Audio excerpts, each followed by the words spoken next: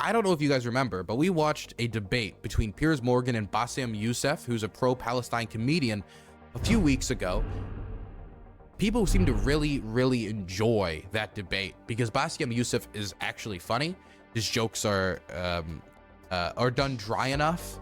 They're done in such a deadpanned, straight way that it kills me. I love it when comedians do it. That's why I like Norm Macdonald a lot. But one of the many reasons I love Norm Macdonald, I've been rewatching the old Norm Macdonald live interviews with him, Gilbert Godfrey, Andy Dick, who's a mess now. Anyway, putting that aside, I wanted to watch their follow-up conversation. Now, their follow-up conversation, their round 2 of their debate, is over an hour and 45 minutes long. So I'm not gonna watch the whole thing. I couldn't watch the whole thing. No way. But I will watch as much as I can tolerate before I'm like, okay, that's enough Piers Morgan for the month. So let's watch. Piers, It's good to see you. it's good to see you too. Last time, obviously, we did it remotely. Yes. You were here. I was in London, and you complained that it was an unfair situation. You couldn't see me. Your earpiece kept falling out. Yes. So I thought, okay, fair enough. I hear you. I got on a plane. I flew 6,500 miles. And not only that, we're doing it in somewhere that is very familiar to you. It's the Comedy Store in Los Angeles, where you performed many times as a stand-up. So I've done... God, I gotta go to the Comedy Store in Los Angeles. I got to. When I have the opportunity. Next time I'm in LA, I gotta see the Comedy Store. I gotta go. On my bucket list. My bit. You did. But actually, this is not the first time we meet in person. No. We did originally We did. in London last year. And I know that many people are watching this for the first time. I would know this, but like I would really love to tell the story of that moment because I was having a... Dylan, the first half hours is introduction. Okay, well, watch them just, play footsie under the table a bit. And if somebody has a timestamp for when the actual debate begins, post it in chat. That would be helpful. If not, we'll just skip 30 minutes in and just swing it. Burns is an immoral, morally corrupt, bankrupt man. Nathan, 2303, dropped a primer in Twitch chat. If you have an Amazon Prime account and you connect it to your Twitch account, you get one of those free subs. And I appreciate it, Nathan. I really do. Thank you. Sans gave Tilda Gallowen a tier 1 subscription. Join chat, get sub. Join chat, get sub. That's how it works now. See how easy that is? See, Tilda joined site chat and they immediately got a sub. I'm just saying, that seems like a really good deal if you're a gutter chatter right now. They're just handing out free real estate. A tour in the UK and Europe, and I was doing my English stand-up. And one of my, advertising promotion plan was to come on your show. So my agent called me, it's like, Bassem, you're gonna be on Piers Morgan. I said, damn, it's like, what's wrong? It's like, well, Piers Morgan blocked me on Twitter. I did. And he said, like, what did you do? I said, well, during January 6th, the insurrection, you tweeted something about it. And I was so angry at what's happening. And I remember you having you and Donald Trump in a picture. And I said the guy who had Donald Trump with him, whatever. And then I used like very harsh words. And of course, you blocked me. And then I said, like, does he know? I don't know. Does he know? I don't know. Does he know? I don't know. So I walked into the studio. And the moment I was like being seated and they're preparing before we go on air, and he's like, oh, hi, Bassem. It seems that you have more followers than me, but it seems that I blocked you. Why? And I told you. And then we said the story on air. And it was funny because I made the joke. I was like, you have always been standing against cancel culture, and you just canceled me on Twitter. But we agreed that this is not canceling because this is your own space and you're free. But now you're unblocked me, and we're here. And we're here. They seem very cordial. And actually, we the thing is about Bassem, and I think this makes him a great advocate on behalf of Palestinians, is that he's just such a lovable guy. Just he's got that smile, even when he's disagreeing with you and he's throwing out jokes and kind of poking fun at you. You never feel like any malice in it. I never felt any malice during that original interview, even when they were going back and forth. Very lovable guy. Makes him a very good advocate. It's very hard to not like him. You have to be really ideologically devout, just like go into the conversation with a frown, with a scowl on your face. Bassem Youssef. Very hard. He's very good. Very personable. About January the 6th, by the way, just for the record. I was done about you. Maybe you weren't surprised. I was completely... Okay, can we skip 30 minutes into when the debate starts? And you guys said 30 minutes in, right? A lot of protest that was led by Jewish Voice for Peace. Okay, 1 second. Looking at Israel interview is over. What happened? Nothing. It is just checkpoint, like morality checkpoint. But I've interviewed a lot of pro-Palestinian. TS Evans 88 gave McFiston a tier 1 subscription. Eat up, schmuck. See, look, free subs are just being thrown around like candy in there. This is free real estate in site chat, unironically. Unironically. Does anybody know where the actual like back and forth starts? I just cannot be bothered to watch this entire interview. Are there many comedy clubs in the Gaza Strip? That's surprising. He's not from. I don't think he's from Gaza. I know he has family there. I think he has family and friends there. Danny Blue Jeans, thank you for gifting a tier 1 sub to Core Pocket. And also, he doesn't live in the Gaza Strip. For example, some of whom will immediately say, I unreservedly condemn the terror attacks of October the 7th, and then go on to criticize Israel. And I think that's a very, well, it's a position I can completely respect. Yeah. But I find it much harder. He's Egyptian? A pro-Palestinian guest on my show if they simply resolutely refuse to say that they can condemn the terror attacks. I find that less worthy of respect. But you see, this is the problem with the news. We go into the circular motion of the same answer. One thing that I have noticed, not just on the coverage of these events, the events before and before and before, every time this starts, people say, we don't know what's happening. It's a very complicated situation. What is happening now? And for me, as a viewer, if a conflict that's been there for 75 years and the media with all this technology has been covering it and we hear the same exact words, we don't know what's happening. It's complicated. It's a very complex. That is a failure of the media apparatus. That is the failure to themselves and for the audience, because why every time this happens, it seems like it is happening from point zero. And I think to help understand that, I will get to the October 7th. I will get to the condemnation. I will get to the self-defense. But I think maybe we can do, we have like all the time in the world, and we can discuss, this interview could be a bookmark, landmark for maybe looking at that conflict in a deeper way that nobody had gone there before. We have the views, we have people waiting. You know, as I said, I'm the least qualified to discuss that, but it's an opportunity to use it. I'm not massively well qualified myself. Both of us. I mean, look at us. I'm an Irish Catholic. I mean, look at us. Two privileged people. One white, one white wannabe, discussing the most complex conflict of our history. But I want to start in a totally different area. I want to start with anti-Semitism. Yes. I think it's an important issue. Yes. I think there is a rise of anti-Semitism in the world, and I think there is. This is very dangerous. And I, as a Muslim, who has been through events where there were terrorist attacks. Can I say something? I've met now. This guy's from Egypt, right? And the people I know more from Lebanon. But every time I've noticed, there's like some sort of like older left-wing person from vaguely the general like Arab world, the Arab world. They just love sweaters, man. They just love colorful sweaters with a bunch of fun shapes on it. I don't know if that's just me. If anybody else has noticed this, I doubt I'm the first person to even say this.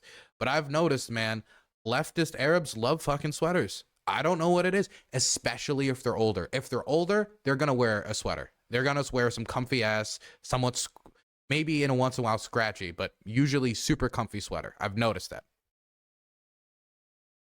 Somewhere, and that reflects on us. I can completely feel that. Since what happened, I had text messages from the Jewish friends. Are you okay? Are your wife's family okay? And I was texting them, are you okay? And I think it is very important to agree on the language, because the word anti-Semite has been used and abused, and most of the time not for the good interest of the Jewish people. Because the first 2 days of the coverage, I watched the news, and there was a lot of protest that was led by Jewish Voice for Peace, and there were. This is also something I want to talk about quickly. I got a comment yesterday from somebody who was in my community. He's now left my community, I guess. He was following me on Twitter, unfollowed me on Twitter, whatever, saying that because I'm against the ground invasion of Gaza, I am low-key anti-Semitic. If that makes me low-key anti-Semitic, then I could like stand here and give all the reasons as to why I do not trust Benjamin Netanyahu to roll into takes in Gaza. It just did not only do that humanely, to do it with a level of restraint that shows respect for civilian casualties, but I also don't trust him not to extend the occupation past what is necessary, to conduct the occupation well, to lessen tensions. Even back from before he was prime minister, he was never good at trying to die down or reel in extremists, especially not now. Government is dominated by extremists, and in some instances, I would just say straight up fascists like Ben Gvir. Yeah. The idea that the only conclusion is I'm an anti-Semite is baffling to me already. But how do you take that, and how do you balance that with so many Jewish activists in the United States also being against invasion? Are they all anti-Semites? They all hate the Jews? If Sarah Silverman was to come out on Twitter tomorrow and say, Israel, more like lame Israel, don't invade Gaza, this will not end well, you guys don't have a plan, would that be anti-Semitic? Self-hating Jew? I mean, at a certain point, it's just, you're just trying to stifle critique by just calling anti-Semites. And the thing that sucks is there is real anti-Semitism, and I see it online. I see people rearing the ugly head of anti-Semitism, the black thing in their heart. I see it coming out. I see it sometimes in chat, and we ban it anytime we see it. I see it sometimes in Discord. We ban it when we see it. I see it sometimes in my DMs, and I see it on the platform of Twitter. I see it being spread everywhere, and it sucks. There's almost like no regulation of it, no reeling it in. We see these marches with people chanting "gas the Jews." That's not all the pro-Palestine marches, but that has happened at marches. We see the lynch mob in Dagestan. And when we call somebody criticizing the Israeli government anti-Semitism, you are watering down the word anti-Semitism. You are watering down actual anti-Semitism that needs an aggressive response, like what happened in Dagestan with the lynch mob, like what's happening with certain Jews having their homes marked, like what happened with that rabbi in the United States getting murdered out near their synagogue. When you call somebody an anti-Semite because they disagree with the Israeli government, which is a government, it is not the representative of all Jews everywhere. All you're doing is really bringing down what the word anti-Semitism means. You're making the word worthless. Read by people who opposed the Israeli attack on the civilians. And I remember quite well, many of the Republican representatives in Congress came out and they were calling these the global... Do you equate anti-Zionism with anti-Semitism? I don't equate anti-Zionism with anti-Semitism. Somebody could be an anti-Zionist and not be an anti-Semite. But I don't know. There are some Zionists who are anti-Semitic, but most anti-Semites I know are anti-Zionists. And when I say I know, I mean most that I've seen. I don't hang out with anti-Semites. Yeah, but again, just because you're an anti-Zionist does not make you an anti-Semite. You could be against the idea that the Balfour Declaration should have been signed and sent out into the world to give the Zionist claims to that land, and also believe that Jews are human beings deserving of respect. You can believe both of those things. Intifada, the global jihad. I love it when they say jihad. They sound like a horse. Jihad. It's very funny. Or they say like these are, and I quote, Iranian-backed jihadists. It acknowledged the claim. It didn't give. We'll acknowledge the claim by multiple parties, right? But by acknowledging the claim, the British government was sending a signal, and that signal was responded to. And Zionist immigration to Palestine, what is now Israel, skyrocketed after the signing of the Balfour Declaration and the end of World War I. Wait a minute, but most of those people are Jewish. Those people who took over the Capitol, the same people who took over Central Station in New York, which is known as the biggest civil disobedience event in America in the last 2 decades. They were all Jewish. And then I find Nikki Haley saying anti-Zionism equals anti-Semitism. And then I remember it's like, oh, Jewish people in America are saddened by the fact that they are not citizens of America or citizens of the world, but they are citizens of Israel, and they have to back Israel in whatever they do. And these are not my words; these are the words of Jon Stewart. He went down and he said it's very, very important to divide these two. And what is very, very interesting. Would you compare that on that specific point to the way that people try and say all Palestinians are responsible and accountable for what Hamas do? Yes, yeah. In other words, I think you can be very critical of Israeli government and their policies and Benjamin Netanyahu and the politicians, but that doesn't mean that you have to take that criticism to innocent Israelis who may have exactly the same criticism themselves. And this is why it is very important to have these kind of discussions, because the saddest thing that I saw is the people that were in so much support of Israel are anti-Semite themselves. MTG,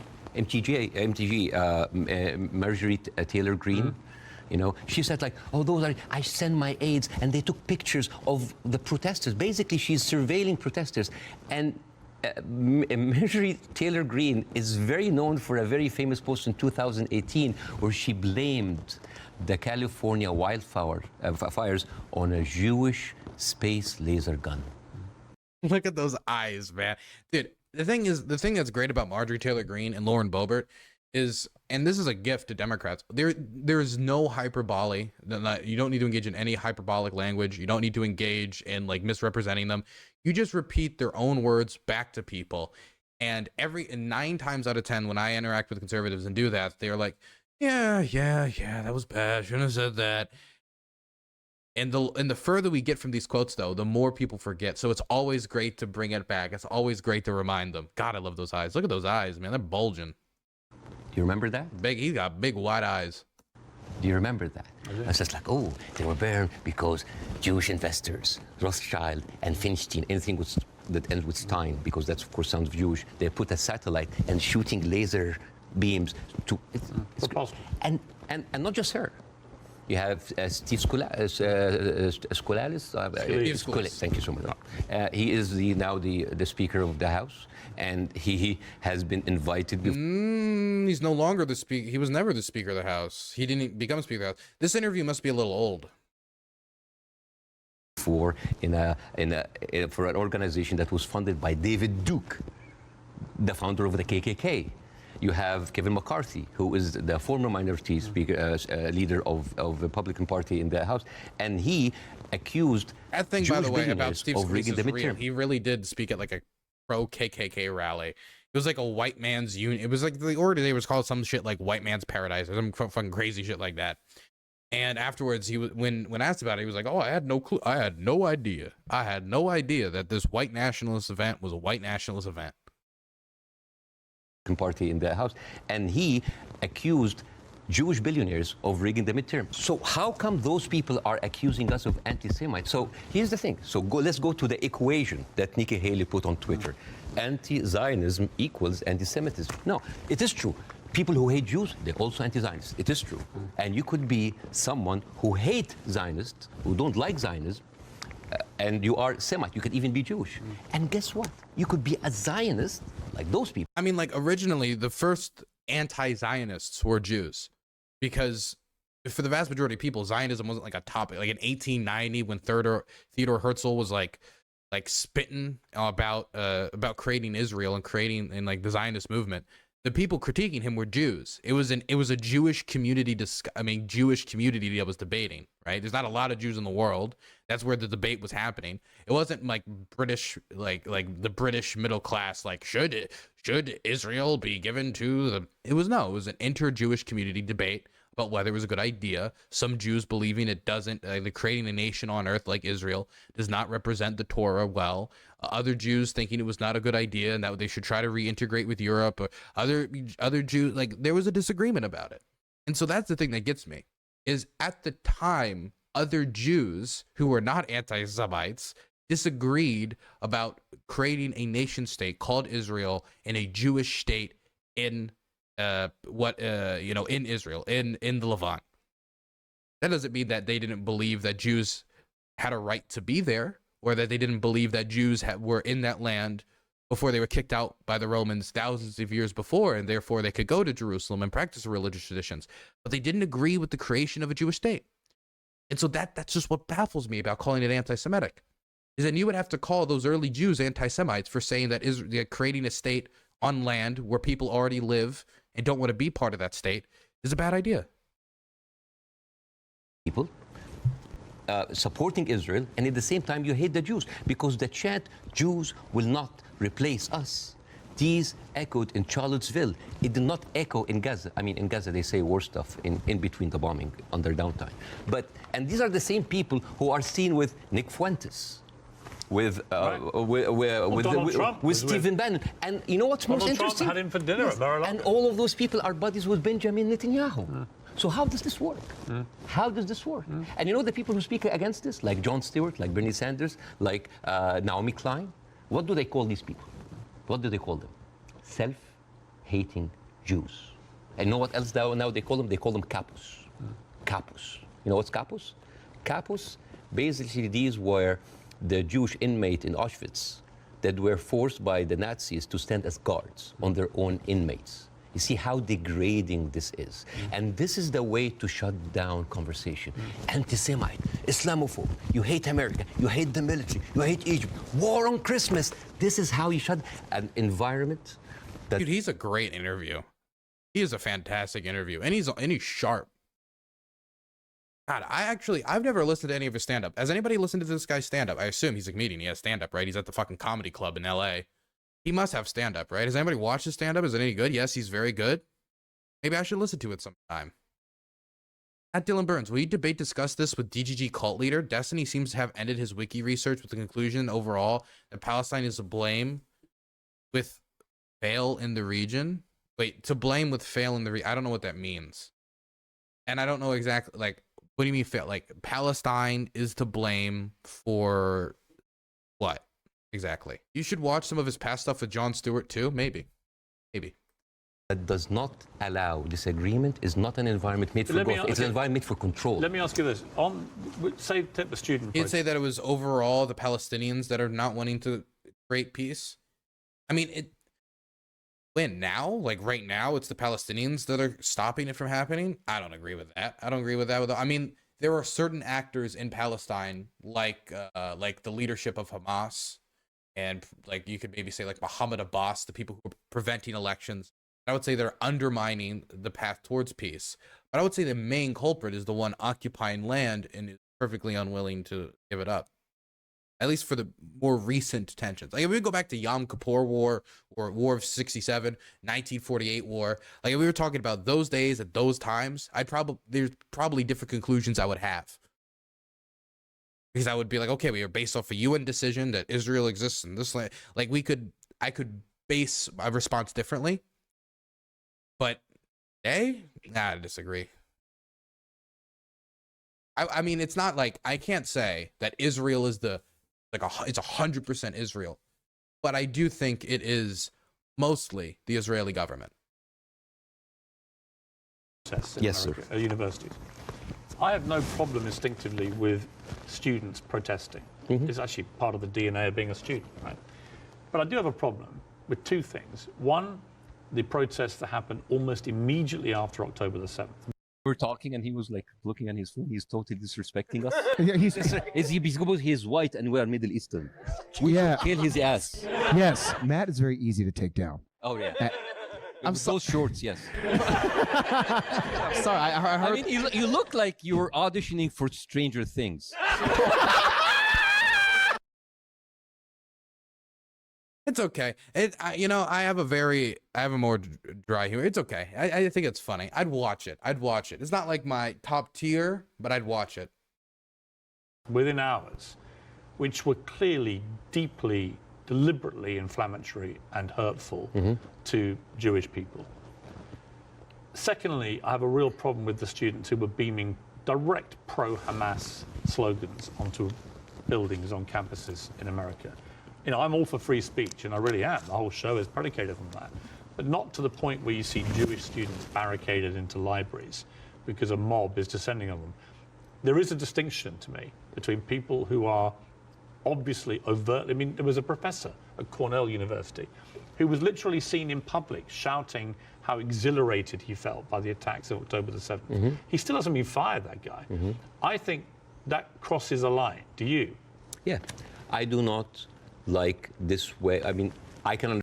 I'm sorry. I'm paying attention to the interview, but somebody just sent me this image saying this is how Assad thinks I interviewed the refugee, how I interviewed the Ukrainian.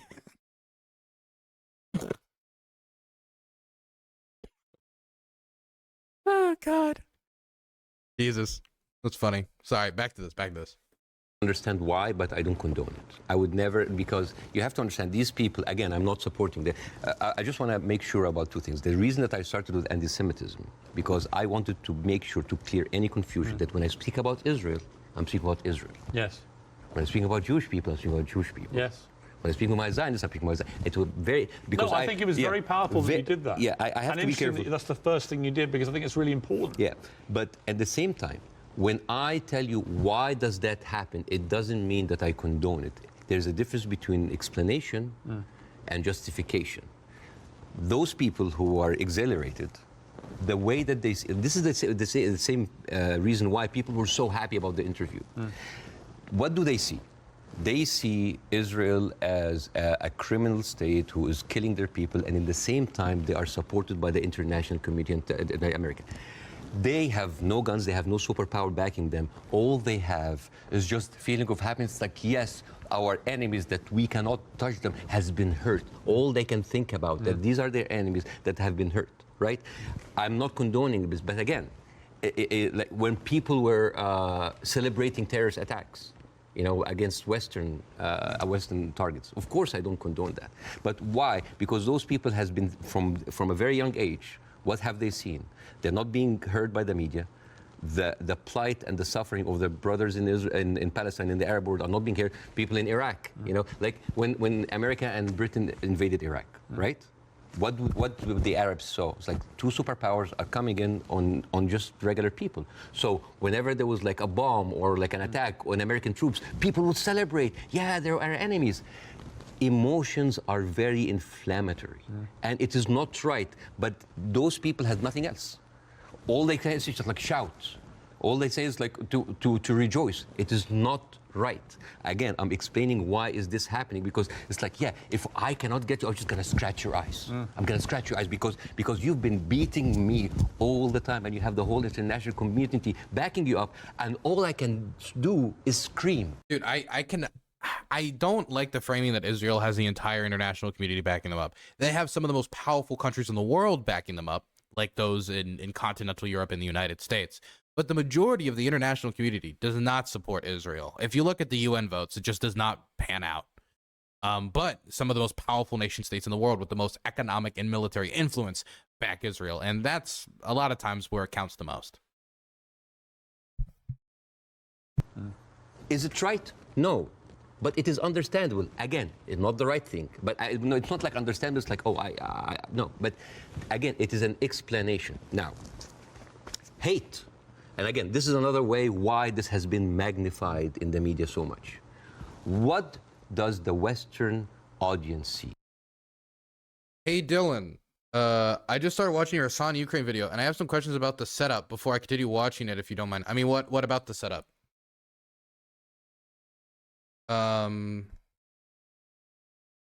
Anything particularly?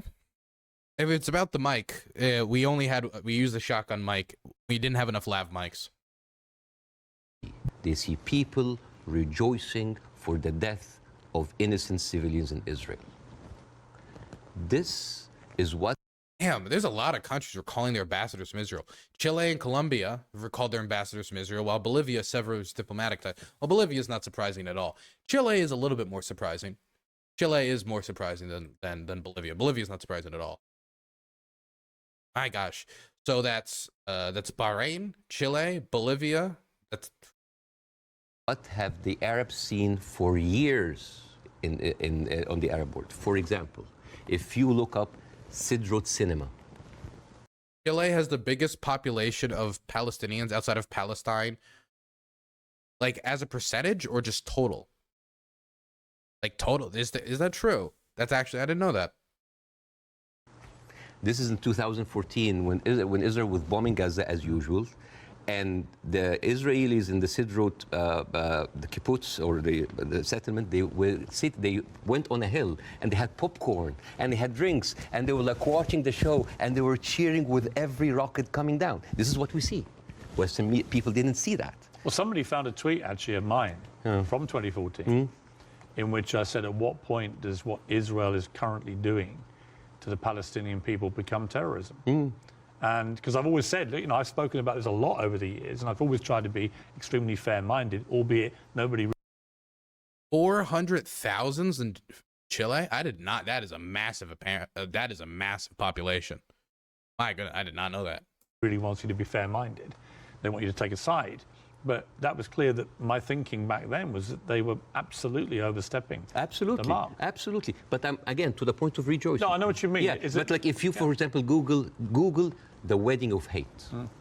This is like a Jewish wedding in Israel where they were celebrating the arsons and the burning of Palestinians. But to be clear, I've seen lots of videos. No, but like, I'm not talking to you, Piers. No. I'm talking to the Western audience because I want to see, like, I want to say, like, this is what they see. I mean, for example, there is a very famous video for Samuel Abu Za'anin, who is like a young kid that he was shot point blank by an Israeli soldier, and he was not allowed to have any medical attention. And as his dead body was being put into the ambulance, the Jewish settlers were cheering.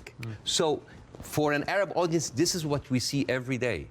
So when they say, oh, we heard them back, we heard their people like they heard back, it is not right. But this is what hate does. It escalates, it feeds each other. Radicalism feeds it. It is terrible, and it is. Got asked a question by chat.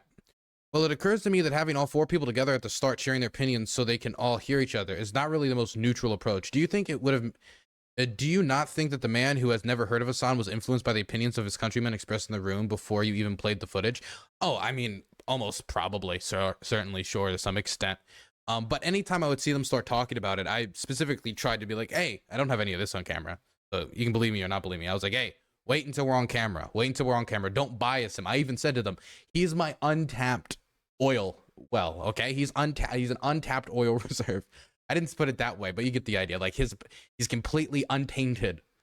So please just let him hear it there. But yeah, it is true by doing it with four people all together that their opinions impact each other. But I wanted it to be a conversation. I didn't just want it to be like a one-on-one interview. I actually did propose that for this exact reason.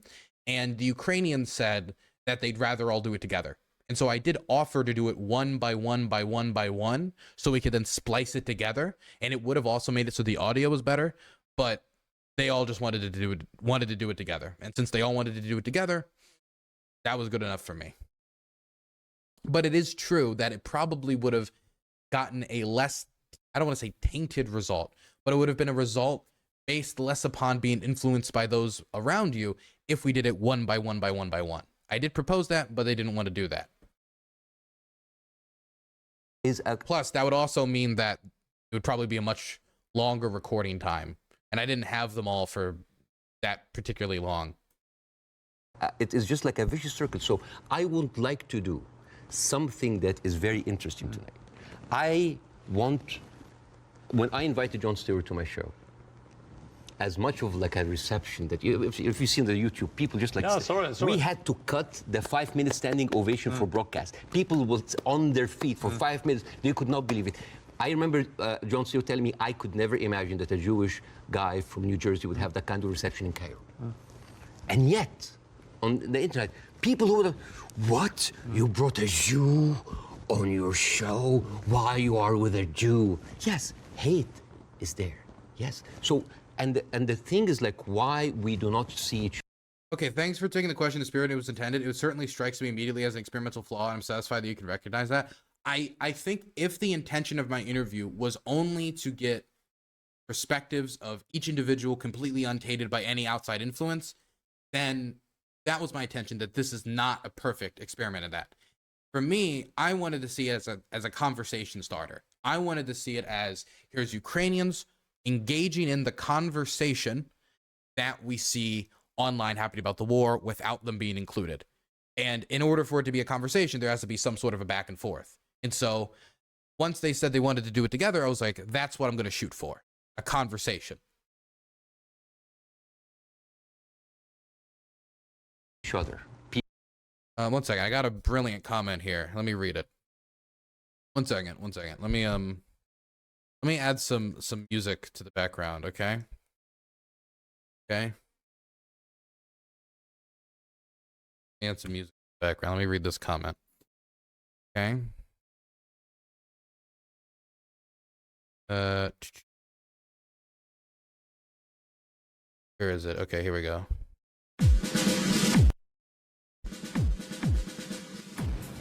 Okay, there we go. Lamau, all of you loser debate bro YouTubers so obsessed with Hassan. I hope he stays rent free in your head as you stay around 300 viewers. Lamau making 10k views on YouTube. Unless you mention Hassan, Lamau bro, get a life. You obviously are just riddled with jealousy. It's pathetic. You know what? You've convinced me. No one should ever criticize Hassan, the #1 political Twitch streamer on the platform. We should all hail Hassan. Hail Hassan. Never critique him. That would be very mean. That'd be very mean. We all know that who is right and who is wrong is determined by who is most popular.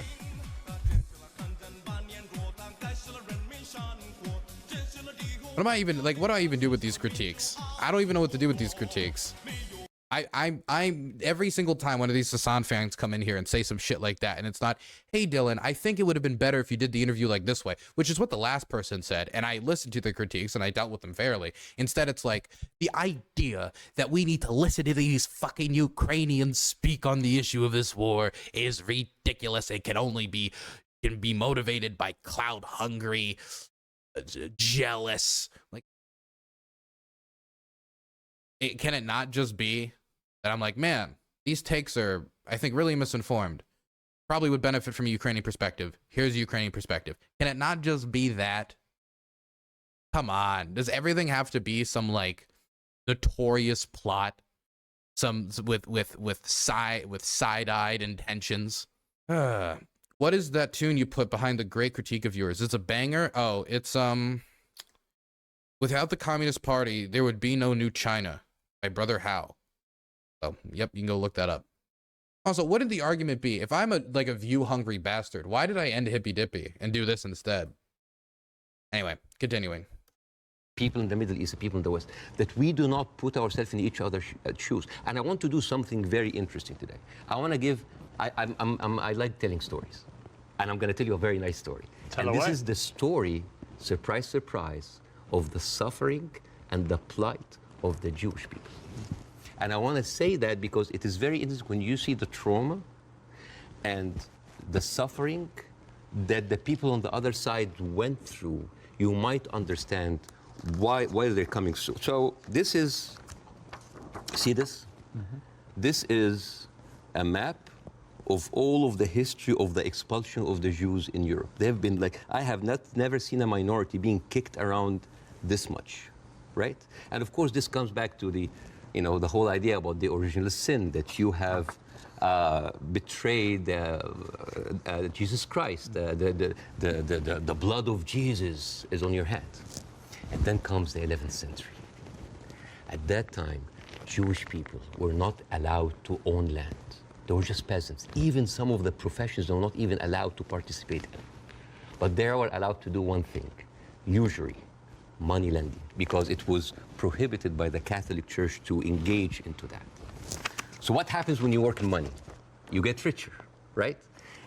I got another response from chat. I just need to point out that I like Hassan, but I felt no need to express myself in that manner. I hope chat knows this does not recommend a community monolith. I don't think all Hassan fans are like awful, like mean, terrible people or something, or they're all like stupid or whatever. I don't think anything like that. I think the reasons why people watch streamers or what they agree with streamers and what they don't agree with streamers, and that's diverse. I watch people that I don't agree with sometimes because either they're entertaining or I want to listen to opinions I disagree with. It could be any number of reasons why somebody's a fan, and I don't want to ever paint with a broad brush. But I just want to throw out here one more time, right? That if this was any other person, if this was somebody like Tucker Carlson, and it was somebody bringing Palestinians to say, here's why Tucker Carlson's commentary was wrong, and this is why the type of stuff you're hearing from Lindsey Graham on like reduce Gaza to rubble, or Tom Cotton to, bounce the rubble, or any of these Western commentators and politicians are saying about the war. Or we could just stick it to media. We could say what different Fox News hosts have said about Palestinians in Gaza and not wanting to take them in because they're terrorists. I think that there's a value in having Palestinians put into that conversation and disrupting that type of misinformed commentary. I think that's useful, and I don't think anybody would have a problem with it if it was Tucker Carlson, or if it was Jesse Waters, or if it was some other Fox News commentator, or Tim Pool, or somebody from the PBD podcast, or somebody like that. But because it's the streamer you like that is being critiqued by the colonized in the setting, I feel like that's part of the reason why I'm getting pushback from his community. Morally corrupt, I also think, bankrupt man. and this is the thing that upsets me the most, that a lot of them just haven't watched the interview. And I will never, ever respect somebody who disregards the opinions of those suffering from this issue without even listening to it, just disregards it on its face. That's not something I respect, and it's not respectable, either to yourself or other people. Gappy just dropped a tier 1 sub, being sub for 35 months. Quoting my favorite Hassan fan. Thank you, Gappy. I appreciate it. And those Jews lived in ghettos. Now, ghettos was not just like isolated neighborhoods in cities. Sometimes ghettos were outside the city. This is like how isolated they were. And in those ghettos, they have to pay gold to the mayor or the governor or the prince or the noble. So they would see, you're getting richer. I need more taxes. So they pay tax. What happens when you have a business and they increase your rent? You increase your service, increase the taxes. So what happened? The Christians started to default. And suddenly, the image of the greedy Jew was created. Shylock, merchant of Venice. If it will feed nothing else, it will feed my revenge. Like never did I see a creature I can't remember that. Never did I saw like a creature that looked like a man so keen and greedy. Confound of a man. English. I messed it up. Anyways, but this was the image. Greedy Jew, the greedy Jew. This was created because of their condition. And I gotta say, man, Bassem is riding the edge by doing so many hand movements. He's done the hand movements a lot during this interview when talking about the Jews. I don't think he's doing that like disparage them, but I certainly wouldn't do it. I wouldn't do it. I wouldn't have the balls to do it, even if talking about it. Conditions, and it became worse in 1095. When Pope Urban II called for the first crusade to go and save the birth of Jesus from the unbelievers Muslim. And this crusade did not kill a single Muslim. You know how many people they killed? 2,000 Jews. Because it's like, wait, the non-believers are all over there. Why? So they went to it's called the Crusades of the Rhineland. So they went to the Jewish community because, hey, we own the money, so let's kill them better than paying them. And then came the plague. And then all of the things like, oh, they're killing babies, who would do that to a baby, And they accused them of poisoning the well. This was the kind of oppression that the Jewish people went through. Fast forward 19th century, there was like the Eastern Jew in Ukraine and Russia, and there was the Western Jews in Europe. Those people in the Eastern Jews had to immigrate because there were pogroms and they were like, kicked out. And at a certain point, the people in the West, especially in England, it's like, there are too many Jews. We need a solution. The solution for what? For the Jewish problem. So it's like we need to get rid of them. And you know what? Palestine was not even in the A list. Palestine was in the B list. Because England proposed 6,000 square miles in Uganda for the Jews, 1903. And the reason... Uganda? Was it just... This is the thing that's bizarre. Just kind of like mix and matching, just looking around the world for just like a random place for the Jews to settle. It's crazy. Just zero regard for the people who are living there before. That is wild. My goodness. I mean, the idea at the time was for a people without a land, without a people, for a people without a land. But that was never the case. It was never the case, but that was the idea.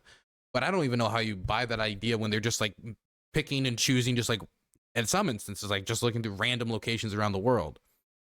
Uganda scheme? A newspaper with a greeting on the occasion of the opening of the Sixth Zionist Congress, an illustration of Theodore Herzl on the balcony of the three. Uganda scheme was a proposed British colonial secretary Joseph Chamberlain to create a Jewish homeland in a portion of British East Africa. Presented to the Sixth World Zionist Congress in Basel in 1903 by Theodore Herzl, founder of the Mighty Zionist movement. He presented it as a temporary refuge for Jews who escaped rising anti-Semitism in Europe. The proposal faced opposition from both the Zionist movement and the British colony. The reason why Palestine was not on the list, that it was objected by a lot of rabbis that said, like, it's a promised land, but only when the Messiah comes. But there were other options: Argentina, South Africa, Uganda, Madagascar. And eventually they said, all right, let's do Palestine. So they went to Palestine in 1914. There was 700,000 people living in Palestine. 3% were Jewish. 1917, Balfour Declaration. Arthur Balfour, he called the Jewish people in England that they are alien and hostile race. And the thing is, the only Jewish member of the parliament, of the English parliament, Lord Montagu, he objects, said, like, these are British citizens, we should not kick them out. So they pushed them, but it was not going fast enough. Came the Nazis. And then it was not about the solution anymore. It was the end losing, the final solution by Hitler, because he needed an answer for the Jewish question, the Judefrage. And then, as you see, the Holocaust happened. The thing is, I know it might be confusing for some people as to why Bassem Youssef is taking so much time. Dylan, I'm almost halfway through fixing the audio of your interview. Where do you want me to send it when it's ready? What? I mean, you can email it to me on Gmail. If it was really that easy to fix, that is going to be frustrating that we already released it with bad audio. I'm not going to release it again. I already released it. I don't know what I'm going to do with the fixed version. I genuinely don't. Where were we? Oh, yeah. I know it might be confusing as to why Bassem Youssef is taking so much time to go through all this Jewish history and all the persecution that they went through. But I do think there's a usefulness to displaying through knowledge and through him just showing that compassion, that he genuinely cares about the struggle of Jewish people to be safe, to escape persecution, and their long history of oppression. I think him showing that he understands that, and that this position that he has of wanting to save the lives of those in the Gaza Strip does not come from some like crazy, like anti-Semitic nonsense, but comes from a genuine position of understanding. I think this is good. I know that some people might be upset, like, why are we concentrating so much on this? We should be talking about Gaza. We should be talking about Gaza. The people you need to reach in order to stop the suffering of the people in Gaza are going to be the ones that might disagree with the same arguments that convinced you. And so that's the type of people I think Bassem Youssef is trying to communicate with here. Put the fixed version on Patreon? That would be wild. I could send it to other streamers, I guess. Orchestrated, industrialized, horrible genocide in our modern time. 6 million Jews died. So it accelerated, and they went. First of all, they left Eastern Europe, and they went to West Europe, and they went to America, and they were turned down, and they were pushed towards Palestine. So by 1948, right before the declaration of the State of Israel, there were 2 million people living there. Only 30% of them was Jews. So the whole idea of like a land without a people to a people without a land was a marketing thing. They were already Palestinians. He's stealing our talking points. From our perspective, the Jewish problem is not a Jewish problem, is not a Middle Eastern problem, is not an Arab problem. It is a European problem. It was pushed on us together with the guilt, because now we are the anti-Semite. Now we are the Jewish hater. And not just that, they took land. So people look at this like, why are we even, we had a lot of refugees coming in. And during that, there was a lot of, as you know, Zionist militia, the Aragon, the Haganah, all of these people were killing Palestinians. The famous massacre of Deir Yassin. You're talking about the atrocities of October 7th, is horrible. But in the Arab mind, there is... This kind of ignores the history of Jews in the Muslim land. There is not a lot of commentary often given about Jews that were expelled from like Morocco and other locations across the Middle East during this period, during the period of Zionist settlement. It doesn't get general coverage anyway, but I don't think that was because he was just excluding that information. I think he's making a genuine effort here. At least that's the impression I'm getting, that he wanted to give like a background to their oppression. What's this?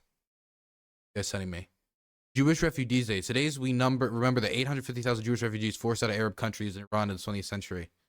At the UN, I asked Algeria, Egypt, Iraq, and others, where are your Jews? I'm familiar with this interaction. This is a pretty wild interaction at the UN. In Arab states, after Secretary General Guterres rightly instructed her to remove an absurd report which accused Israel of, quote, apartheid. Mr. President, why is Mr. Abbas celebrating a report written by the notorious Richard Falk after his... Why is it so slow? I'm sorry. I know, I don't like the music. The music's bad. Own Palestine. And I hate when these videos try to, like, rise the emotion type of music. Palestinian mission here tried in 2010 to remove Mr. Falk on the basis that he was, quote, a partisan of Hamas, as we know from WikiLeaks. The accusation against Israel is absurd. Israel's 1.5 million Arabs. The delegation of Palestine has the floor.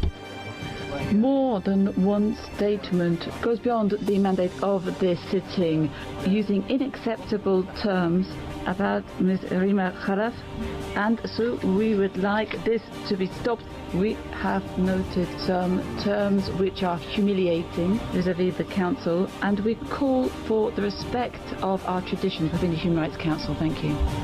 We would support the viewpoints that have already been expressed by the State of Palestine as well as Egypt. Now the previous speaker can continue. Thank you, Mr. President. Israel's 1.5 million Arabs, whatever challenges they face, enjoy full rights to vote and to be elected in the Knesset. They work as doctors and lawyers. They If they're in occupied territory. Okay, whatever. Serve on the Supreme Court.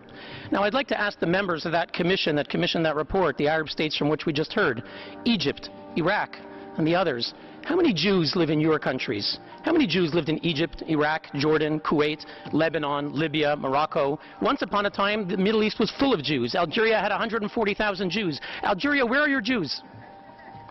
Egypt used to have 75,000 Jews. Where are your Jews? Syria, you had tens of thousands of Jews. Where are your Jews?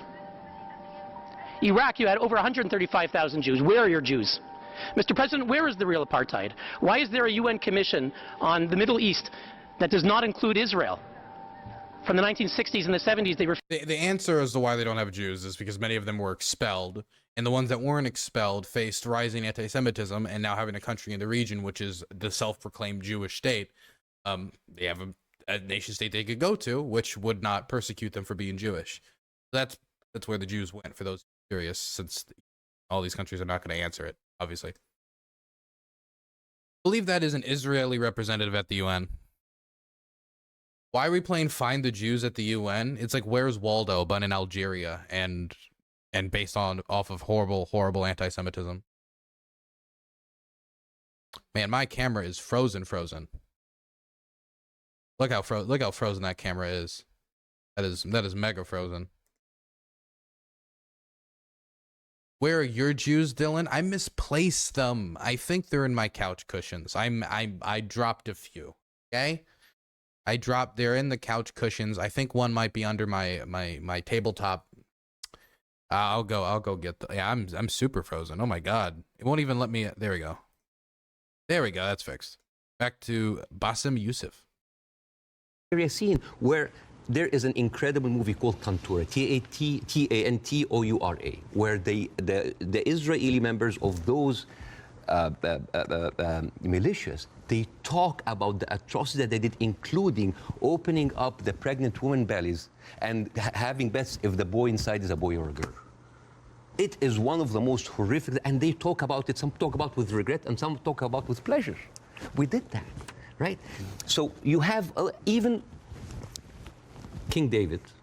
I think your Prime Minister, Mr. Sunak, was there. And if I was British, I would question this. Because as you know, King David was bombed by the Aragon militias. 91 British soldiers died. I don't know, if I was British, how come my Prime Minister would have the nerve to stay in that hotel? I mean, the ghost of the 91 British soldiers. Sands has donated $5. Bassem gave that long and true history so he could start distorting it when Palestine came into his speech. That is a slimeball move. Wait, what did he do? What did he do? What did he misrepresent? What did I miss? What did I miss? I missed something? Thank you for the $5. What did he misrepresent? What did he distort? Dylan, scroll up. Side chat. Okay, give me. What do I need to see in side chat? Okay, 1 second. Let me up. Pull it up. Let's see what you guys are talking about. Where? What am I looking for? I'm in site chat now. Scroll. You just said scroll up.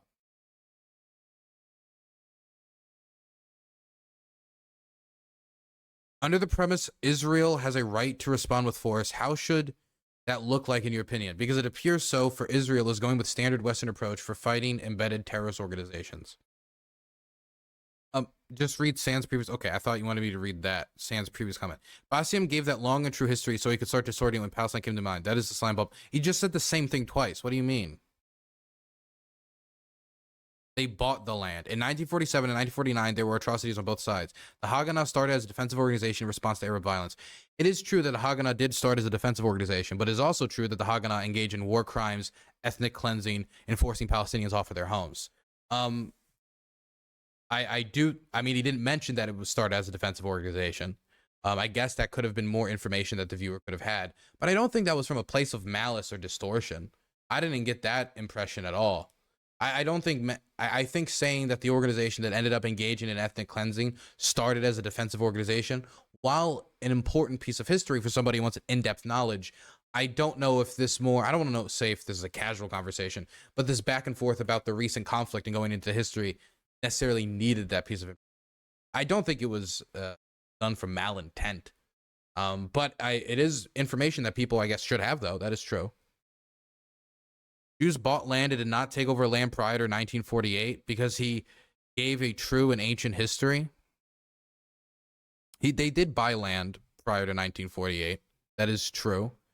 But prior to 1948, there was also violence. There was also violence from both Jewish militia that did end up forcing some people off of their home. In fact, before the declaration of the State of Israel as an independent state, 300,000 Palestinians had already been forced off their home. Suddenly, overnight, 1948, there were 1.5 million Palestinians. Half of them, 3/4 of them were overnight pushed into refugees. Yeah. And this is why it's called the Nakba, the catastrophe. So now we have all of this building up into the minds. And suddenly this was like a conflict, a hate, a problem that we didn't have to do anything with. This was basically pushed on us by the Europeans. You see, Sean. See, this is why it is important to say that. And I'm not saying that just like, oh, let's wipe out the state of Israel. I will say that expelling your Jews or treating against them is going to be a motivator for those people to think that Zionism is the answer, move to the Zionist state, and then, you know, to support Israel. I will say that while, of course, you can disagree with the Zionist project, you could make the argument, I think very easily, that expelling and discriminating against the Jews of the Middle East empowered Israel and empowered the argument of Zionists at the time. Israel, let's like push them in the sea. No, but it's important when you talk about the conflict that you talk about the root causes, right? No, there was like a vibrant Palestinian culture happening over there. And right now they are erasing this culture. Suddenly I'm thinking of like Israeli feta cheese. Israeli hummus. Oh, that's an insult. Israeli hummus. Come on. I mean, take the land, but leave the hummus, man. I mean, come on. I mean, that's not fair. You are someone who's always spoken against culture, cancel culture. Right now, a whole culture is cancelled. Let me ask you this. Jonathan Friedland is a top Jewish journalist for the Guardian newspaper.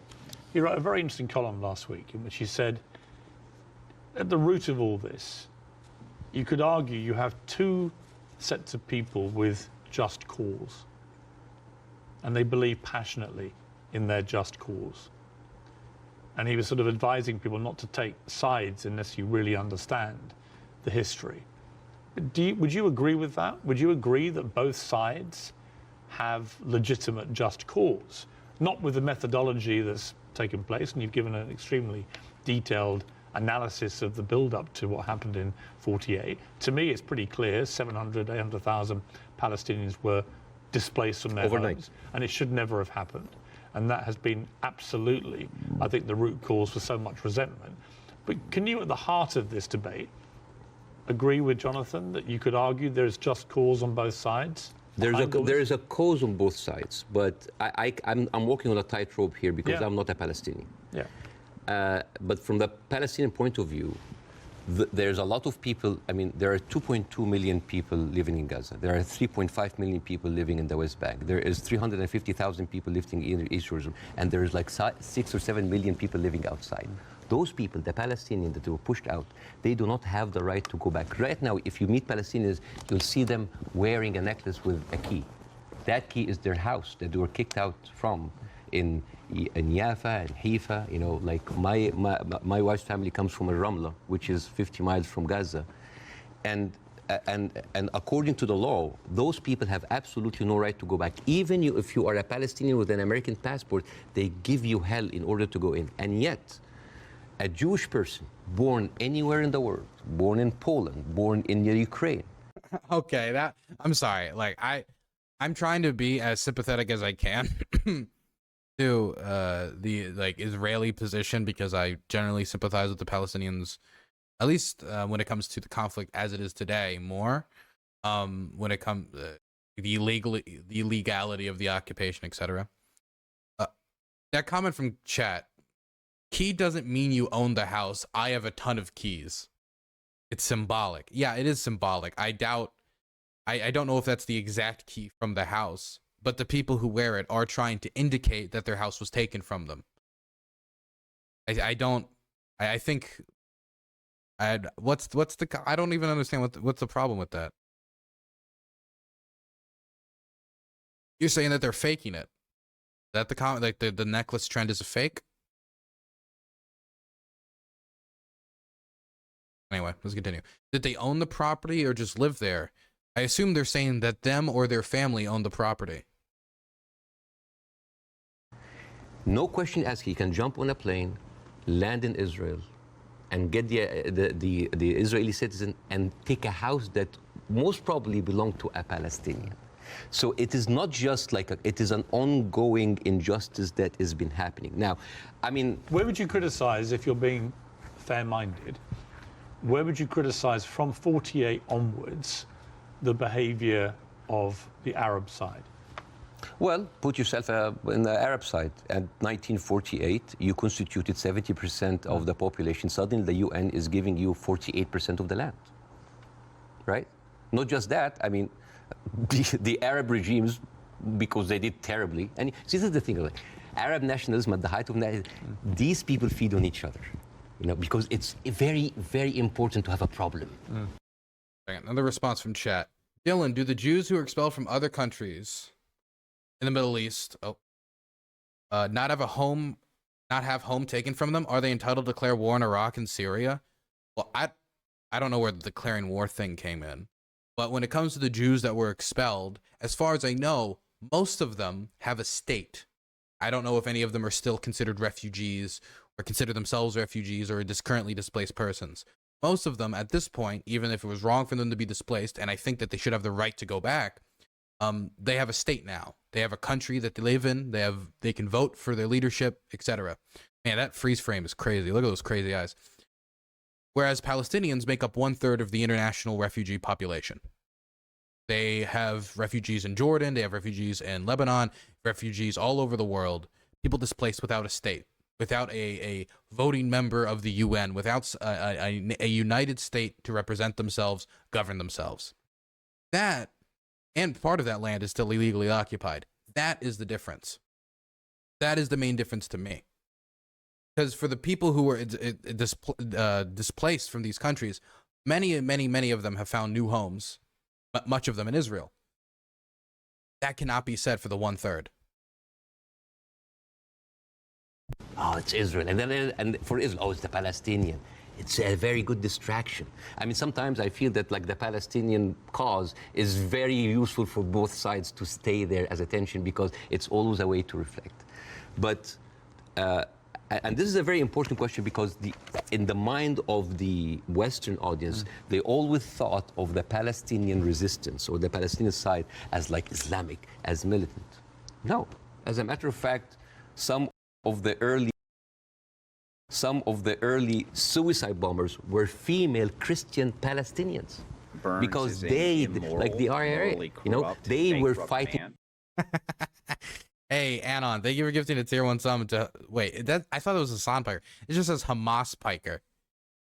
Damn. Or maybe Hamas Piker? No, it's Hamas Piker. It's 100% meant to be Hamas Piker. Disavow. Disavow. For a land. The whole idea of... give sub, though, I guess. Of Islamization of the whole cause came very later. As a matter of fact, you will find this very interesting because when I saw this, I did not believe it. This... You know the Fatah movement, which is the PLO, the Fatah. This was their slogan. Can you see? You see there's a crescent, a cross, and a menorah. And they say unitary, democratic, non-sectarian. So basically in the 1960s, Fatah were basically marijuana-smoking tree-hugger hippies. And yet that didn't work, right? That's not a good representation of Fatah. And the thing is, I always hear that like Arabs were giving so many chances for peace. That is not true. As a matter of fact, like Fatah had an armed wing. Hippies don't have there's no armed hippie movement. All along history, Israel didn't give an inch of land by peace. 1973 war, they gave back Sinai because Egypt like initiated the war. 2006, they went out of south of Lebanon because of their resistance. Anyone want to start an armed hippie movement? It'll be very post-ironic, very Zoomer. They have even the disengagement of Gaza. They didn't do it out of the goodness of their heart because they had too much casualties. And even the Oslo Accords, the peace treaty, the one that Isaac Rabin and got the Nobel Prize, they did it because of the Intifada. So what is the message that Israel is giving to the Arabs? I will never give you anything with peaceful resolution. You will always have to fight for it. Do you not think that, for example... Fighting for it hasn't worked yet, has it? Each time, 48, 56, 67, 73, don't work. Full course yellow. Consider that he needs to dumb down these concepts so that they get through Morgan's thick fucking skull. I understand, like, that's the reason why I don't think he, or I don't know if he knows, but didn't mention, like, Haganah starting as a defensive organization, etc. But portraying Fatah as like weed smoking hippies, that borders on parody. I mean, Bill Clinton feels this very strongly, that there was a great deal to be done, and Arafat, just in the end, having indicated the whole time that if we got to this place, there would be a deal, just walked away. That was the closest that everybody came. But actually, I mean, could Clinton have done any more than he tried to do then? I am not, again, that's why it's very important to have people who are much more qualified than me to talk about this. But two things I can say about that. Number one, the whole thing about the Oslo Accord, there was a video for Netanyahu who was talking to the settlement offer in 2001, and he was bragging about sabotaging. He was talking to us like, I sabotage it, like there was... Hey, I just got my press pass renewed, so that means I can do one more trip before I leave the country. This one goes into... When does this one expire? This one expires next year in February. Okay, looks like I'll have... when I come back next year, I'll have a press card for a month and a half. Peace, yeah, you've seen that, right? Yeah. And in that video, if you remember, when he was saying like you have to hit them hard, 2001, no Hamas at the time. They were talking about the Palestinian Authority. We have to hit them, we have to kill them, we have to make them feel the pain. And then one of them says like Bibi, but wouldn't America kind of just like so bankrupt man? The American public is... Thank you for gifting a sub to hummus. I do, you know, I've tried hummus for real for the first time here with Lebanese people in Ukraine. It was good. I was surprised. Then I added some like sriracha sauce and it became heaven on earth. It's easily manipulated. 80% are with us. It is absurd. And as a new American, where I can have the privilege of being retrospectively angry, I said like, this guy is mocking the government and the people who have been with... See people in chat a little confused. I'm not finding this Bassem interview particularly convincing. He seems heavily weighted against Israel to the point of distorting history, not seeing through of nuance in these narratives he is crafting here. I think that he is trying to give a voice to the Palestinian struggle, and he did take time to talk about the history of anti-Semitism that led to the creation of the Zionist movement. I do think, on average, compared to other commentators trying to give credence to the other side, he's doing relatively okay. There's a few moments where I'm like, and ooh, but I think he's doing relatively okay. Now, when you say he's not particularly convincing, I mean, he's not particularly convincing to me. He's also not particularly convincing probably to some of you guys, but he's also trying to speak to Piers Morgan's audience, trying to communicate a story or a narrative or a perspective that many of them have probably never heard before, especially with an hour and 45 minutes of speaking time to explain that movement and explain his perspective on it. But he's distorting the history of anti-Semitism. I don't know which specifically he distorted. By not including the people who were by not mentioning or putting a note about the people who expelled from other countries, Arab countries in the Middle East. Is that why?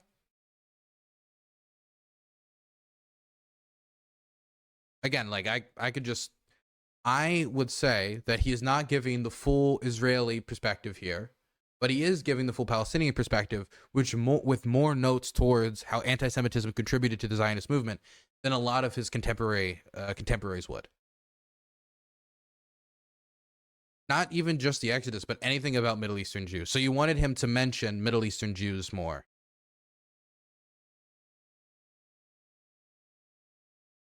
Look at this comment from Amisaru, who could be in site chat and could have gotten a free sub by now probably. Okay, saying, gifting subs to joke names instead of starving real Dylan heads. Dylan heads? I thought we were dildos. Who could use the emotes. Unbelievable. Some people are just wild and crazy. But you're in gutter chat. That's the type of characters you're going to find in the gutter. To frame it as a European problem is a distortion, I think.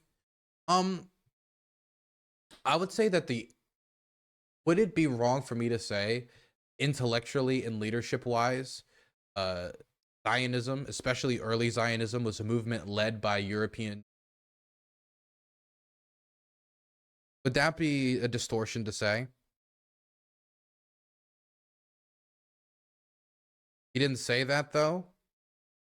But if the movement is led by European Jews, and they're the ones who creating the Zionist movement and writing all the books about Zionism, writing all the pamphlets about Zionism, leading Zionism, then wouldn't it be European Jews that are leading that movement?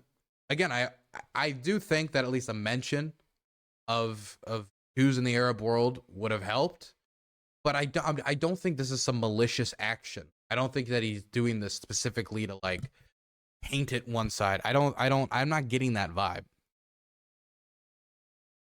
He was talking about anti-Semitism. Could you give me the quote? I'm sorry. I think we might be talking about two different things. With him all the time. It's like, oh, they can be easily manipulated. They can do it. And even, by the way, even Isaac Rabin, the one who actually did the peace accord, he was known famously, say, the way to actually beat those children is to break their bones, called the broken bones policy. They will like get those kids and break their bones on the pavement. So this has, the whole idea about like Israel wanted peace and Arabs only wanted to fight is a very, very bad representation. I actually think as it's gone on, the genuine will on both sides for peace has not existed. No. I think it's been a deceit to the world. No, I'm sorry. And to the relative groups of people on both sides. The official... And actually a betrayal of them. The official stand of the Palestinian Authority, and again, I cannot speak, I mean, it is very difficult to do this. The official stand of the Palestinian Authority is that we are just happy with 22% of the land. Just give us like that. Yes, there are people that dissent, but the thing is, you cannot just say, okay, let's talk about peace. And then you take away my land. Let's talk about peace. And there's a kind of like passive aggressiveness happening. Oh, let's talk about it, but I'm going to build settlements. I'm going to suffocate your cities and your villages. You see, I think that has been incredibly inflammatory. Yes. Worsening the situation. I think putting back the chance of peace. I mean, Netanyahu, I interviewed Netanyahu earlier this year in the middle of the big social protests in his own country. And I couldn't understand what he thought he was doing, except that it seemed to me political expediency, that he had to get power. You know, again, he had put a bunch of right-wing headbangers into his cabinet who have incredibly bad records, speak in an incredibly incendiary way about Palestinians, for example. And he did this for power. And then he launched, because they were pushing him to do it, a ridiculous assault on the integrity of the Supreme Court.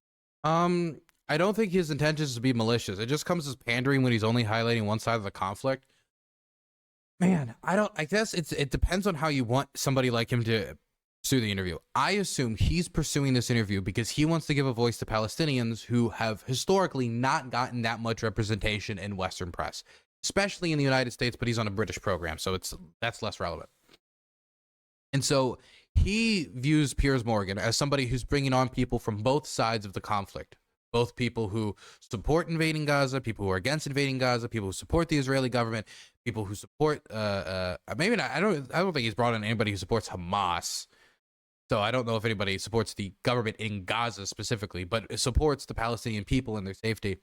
And so I think Bassem probably approached this interview with the intention of, I want to give voice to the Palestinians, but I also want to make people know to some degree that I'm not just disregarding anti-Semitism, so that I have a good foundation to build up.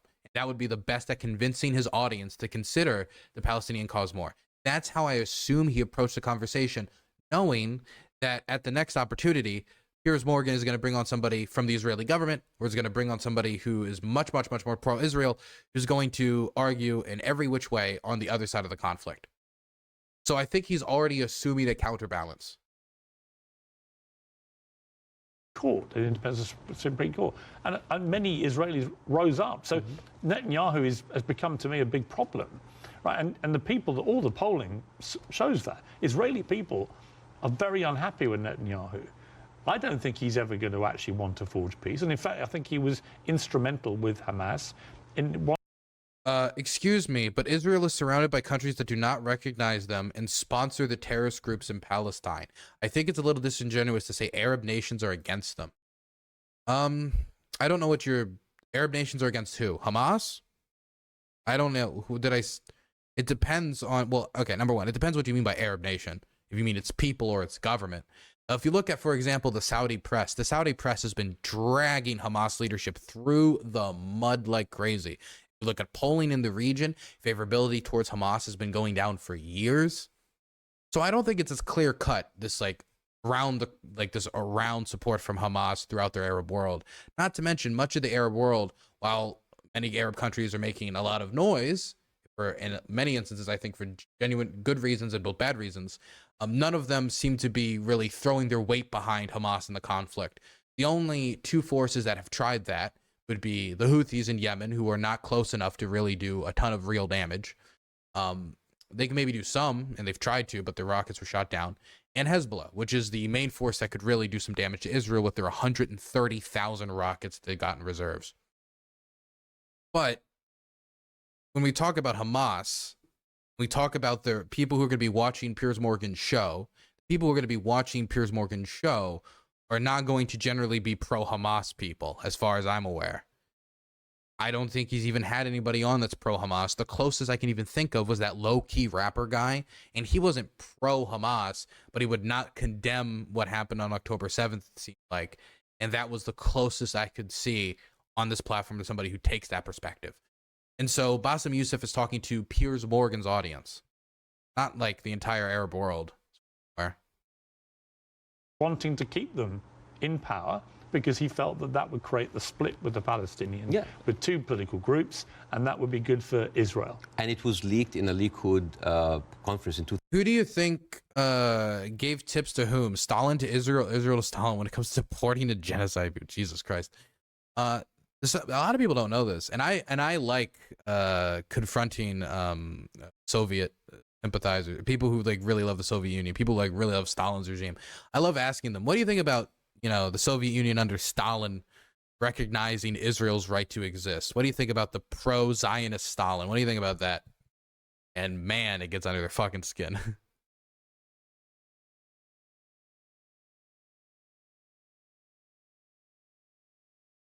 The USSR anti-Zionism was fucked up. There was a ton of anti-Semitism in the Soviet Union. But geopolitics is geopolitics. That's Daddy Stalin. Come on. If he can work with Hitler, he can work with the Jews in Israel. 2019 that he was bragging about giving Hamas money because this is a way that we can keep Palestinian divided, and yet we'll never have one. So this is a guy who was. But look, we can agree about Netanyahu, I think. No, right? but not just Netanyahu. There's a book. And I would say most of his cabinet. There's a book called The Fear of Peace. It's by Moshe Zimmerman, and he's an Israeli historian, and he said like, the average Israeli citizen does not have a vision of peace. Because for 70 years, this is a country that has been, the war has been going on for, they have been expanding because of war, the military is taking over, so the whole idea of peace is not even there. It's not just Netanyahu, like you have, I remember you have interviewed Naftali Bennett. Yes. And I think you tweeted that that was like a very kind of reasonable take. Yeah. I don't think I said reasonable. No. Yeah, but like this Naftali, he went after Queen Rania. And he called up shame on Queen Rania. No, I didn't say reasonable. I just said this. I did a fire emoji. Yeah. Yeah. I just said what he was saying. Yeah. I mean, after 1953, the USSR cut off diplomatic ties with Israel, and anti-Zionism and Zionology was just classic anti-Semitism. It's not surprising at all that the Soviet Union supported Israel, possibly in part for anti-Semitic reasons. I will say it is slightly funny that immediately when Stalin died, they dropped Zionism, they dropped Israel. It is very funny, and it's funny because of who I can bully with that information. That's the only reason it's funny. I was going to ask you about Queen Rania, and let's ask about, since you've raised it, because Queen Rania accused the West of a glaring double standard. She said it's the first time in modern history there's such human suffering, and the world is not even calling for a ceasefire. So the silence is deafening, and to many in our region, it makes the Western world complicit. Now, other people said, well, okay, if you feel that strongly, why aren't you taking in any Palestinians? Why is Egypt not taking Palestinians? Why does the Arab world want to constantly attack Israel without actually offering any place to go for the Palestinians? And what do you say to that? I mean, Egypt's an easy explanation. The Egyptian government says that they don't want to take any Palestinians because Israel's going to engage in ethnic cleansing in the Gaza Strip, and they're going to force everybody off, and then they're going to take up the land. Now, whether or not an Israeli think tank or advisors to the government have started talking about that, we don't know that they're going to do that yet. We don't have any hard evidence of that. But outside of that motivation, which I don't even necessarily think is the primary motivation, I think one of the primary motivations is, number one, the Egyptian economy is shit. And I'm not saying this to be mean. I'm just saying the Egyptian economy is shit. It's on death row. It's in the electric chair.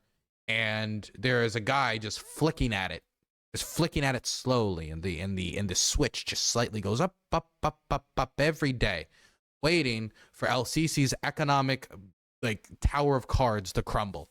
And since that's the position he is in, and he has put himself in that position through crazy government spending programs and infrastructure projects, I don't think he feels, El-Sisi, that he can necessarily support another possibly up to 2 million people in tent cities or in apartment blocks. I think that's going to be part of it. Another motivator is going to be that he doesn't trust the Muslim Brotherhood, and Hamas and Muslim Brotherhood and the Muslim Brotherhood's ties are self-evident. And since he doesn't trust the Muslim Brotherhood because he overthrew the Muslim Brotherhood to come into power, he doesn't want anybody coming from Gaza that could be sympathetic to the movement that he overthrew. So I don't think it's like deep humanitarian, we need to stop the Palestinians from leaving to save them. That's bullshit. I think it's in large part political and economic. Those are just a few reasons. I could make a longer list, but those are the big ones, I think. That is exactly what Israel wants. And that is exactly what might actually starts Third War III. This is the war solution. These are Palestinians. These are their lands. And then suddenly take them. Why? So they've been basically kicked around from... Where do I stand on Israel-Palestine? On my 2 feet. Their homes. And now another country should take them? You see what will happen? Imagine this. Now, And because Israeli official has been talking openly about this. It's like, why don't they just go in Sinai? Why they go? You know what would happen? Those people are going to be pushed in Sinai. And with any population, 2 million people, they are living in refugee camp. What do you think will happen? Unrest, chaos. I think Youssef is giving too much credit to the Egyptian government. I mean, he's not specifically giving credit to the Egyptian government, but the motivations of the Egyptian government are not humanitarian in nature. I don't believe that. Or if they are, it's only slightly humanitarian in nature. And the argument of, well, if they leave, then people could take over their homes. If they're dead, then nobody will be there to try to take back the home anyway, or to be back in their home or move back. And so trapping these Gazans, this area that's blockaded and they can't leave with no escape route, is going to lead to higher civilian casualties than if Egypt was to say, okay, we'll open the border. You can stay within Egypt temporarily until Gaza is either the military operations end or the occupation ends, or something along those lines.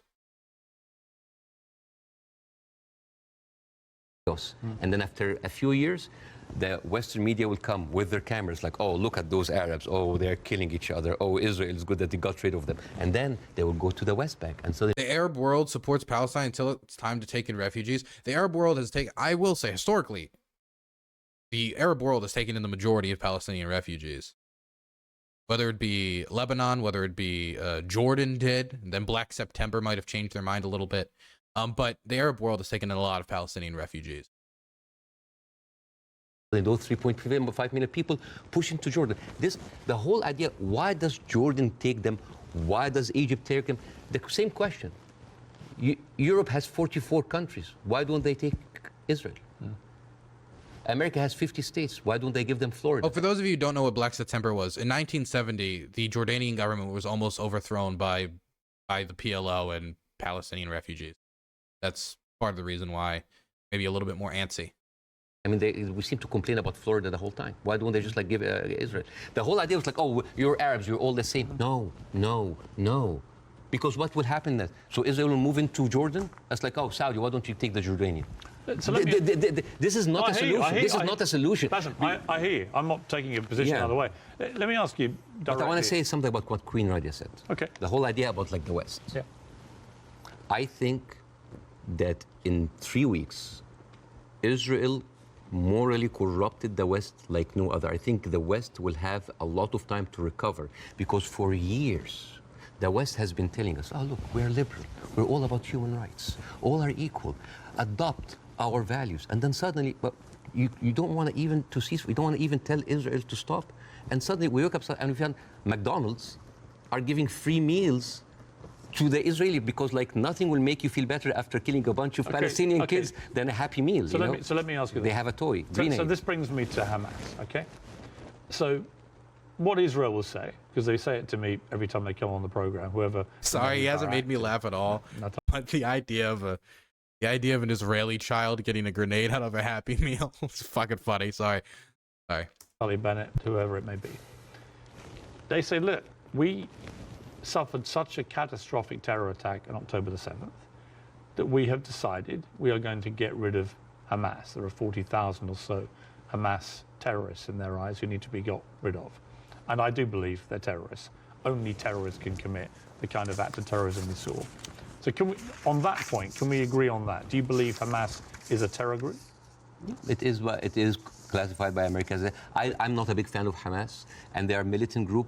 He doesn't like to use the word terror group. Whatever. Let me hear his explanation. He doesn't like Hamas. He's like straining my soul right now. He has a very expressive face. That does like stuff like. Are they terrorists? Do you think? Yeah. Cool. Okay. So we agree on this.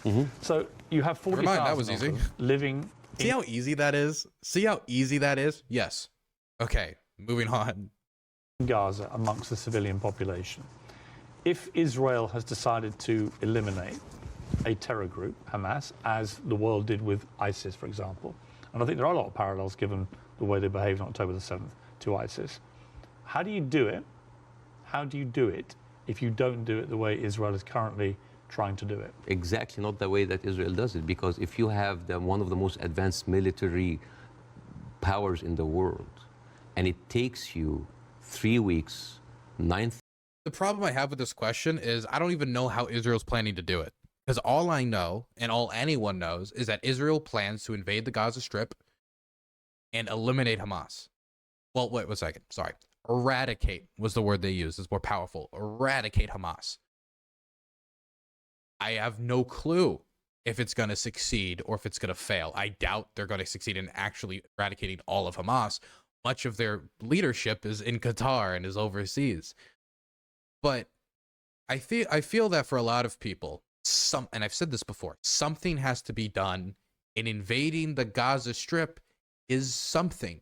The people of Israel are fucking pissed, and they're rightfully pissed about their people being mowed down. So they have to do something. Invading the Gaza Strip is something. What I would want explained to me, because I feel like the burden of proof has been placed on me, I feel like the burden of proof should be placed on the people who are making the invasion plans for how is this invasion going to end the conflict? How is this invasion going to end the terrorism? How is this invasion going to make Israelis, Palestinians, and the region at large, because, by the way, I'm not just an Israeli, I'm an American, and I don't want us to be brought into some big regional war here. How is it going to make the region safer? How long are they willing to occupy? Is Israel's stance that they will occupy as long as it takes till not only Hamas, but all organizations that Israel deems as a terrorist group are removed? Because if they leave after Hamas has been expelled, Hamas could just come back in like the Taliban did in Afghanistan after they fled to Pakistan, or another group like Palestinian Islamic Jihad could take over. And so I feel like a lot of the burden is being placed on the people who are saying maybe this isn't the best idea, when the burden should be placed on those planning the invasion to explain how it's a good idea or it's going to lead to a solution. Because if somebody could draw me a scenario, right? And of course, we're in fantasy land right now, where Israel invades Gaza, takes over Gaza, Hamas is gone, Palestinian Islamic Jihad is gone, they occupy for a year or two, leave, democratic elections are held, then occupied territories let go of, and there's the creation of the Palestinian state, and that is what this would lead to. Well, then I would still want the war to be conducted probably much differently than how the Israelis are conducting it, but it'd be a lot easier to convince me to be like, okay, maybe there's something we sign up for. Let's explain step 1, step 2, step 3. But if what happens is Israel invades Gaza, takes over Gaza, occupies it for a few years, becomes bloody, becomes painful, and they leave, then Hamas retakes over, Palestinian Islamic Jihad retakes over, then what the fuck did we solve? I mean, I guess you get to demolish the tunnel systems under Gaza, and they'll have to work to rebuild those. You could, you destroy their weapon stores that are in Gaza currently. Anyway, I hope you guys get my point. I see you guys are arguing like crazy in gutter chat. If you guys want to avoid it, guess where you can go? Site chat. There's still debates about it in there, but you better be careful in there. Any anti-Arab or anti-Jew sentiment in this community will be met with a timeout and then a ban. No compromises. We will be using broken windows policing on you guys. 1,000 Palestinian civilian death, 21,000 injured. As we are talking right now, Israel just bombed Kichibalia, which is a known refugee camp. This is not self-defense. Like one of the most questions, like, does Israel have the... Wait, Hassan's trending on Twitter? No, I didn't cause that, did I? I didn't cause that. No, he's not true. He is trending on Twitter. I did cause it. Oh, snap. Oh, well, I think it's caused by a combination of me and the Mehdi Hassan show. It's caused by me and the Mehdi Hassan show. So I combinate, but I contribute to it. Okay, well, damn. It would have been so much easier if you just responded to what they said. Or just ignored it. Whatever. Again, I know I keep using this phrase, but you can lead a horse to water. You can't make it drink.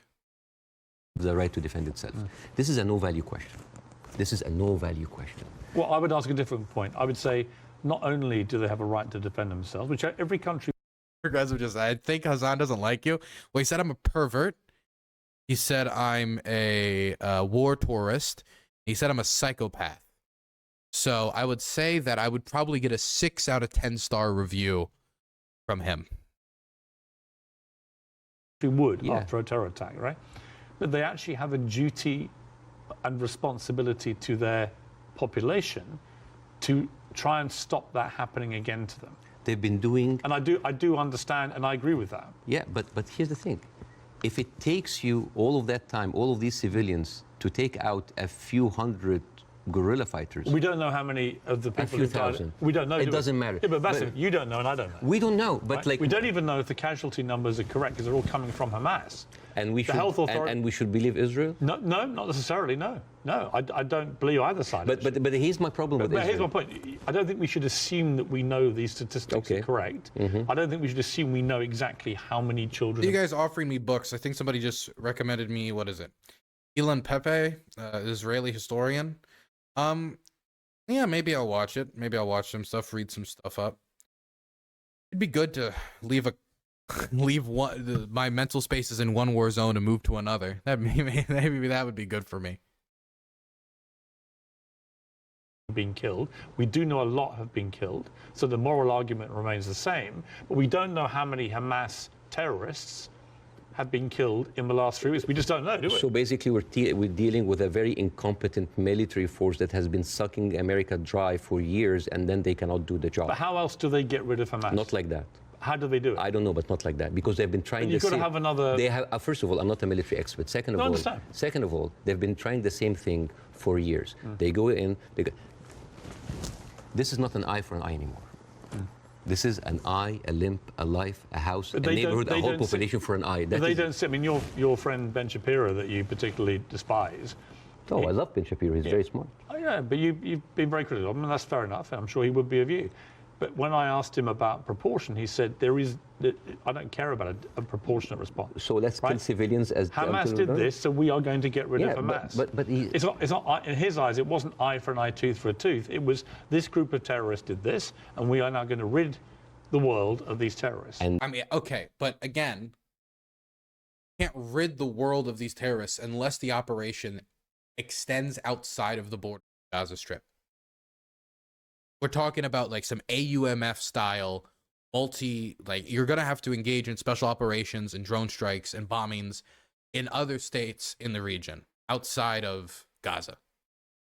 Many of these people that they would need to kill or capture are being housed in other countries. So even if we're going by Ben Shapiro's standards of what must be done, invading the Gaza Strip will not accomplish that in its totality.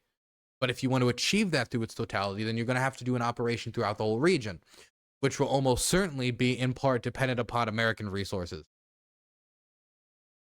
And this is very important to look at things in context.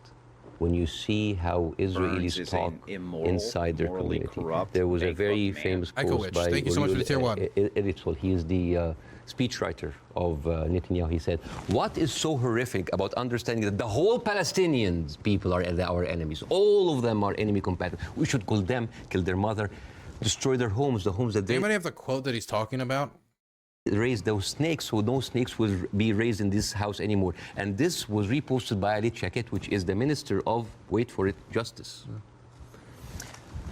It's not about Hamas anymore. It is not about Hamas. They can tell you it's about Hamas, but it's not about Hamas. It is basically, they have said it many times, Piers. This is a way to kind of push them into Sinai. This is not about eradicating Hamas. This ship has sailed. I don't know how much. The thing is, we don't know.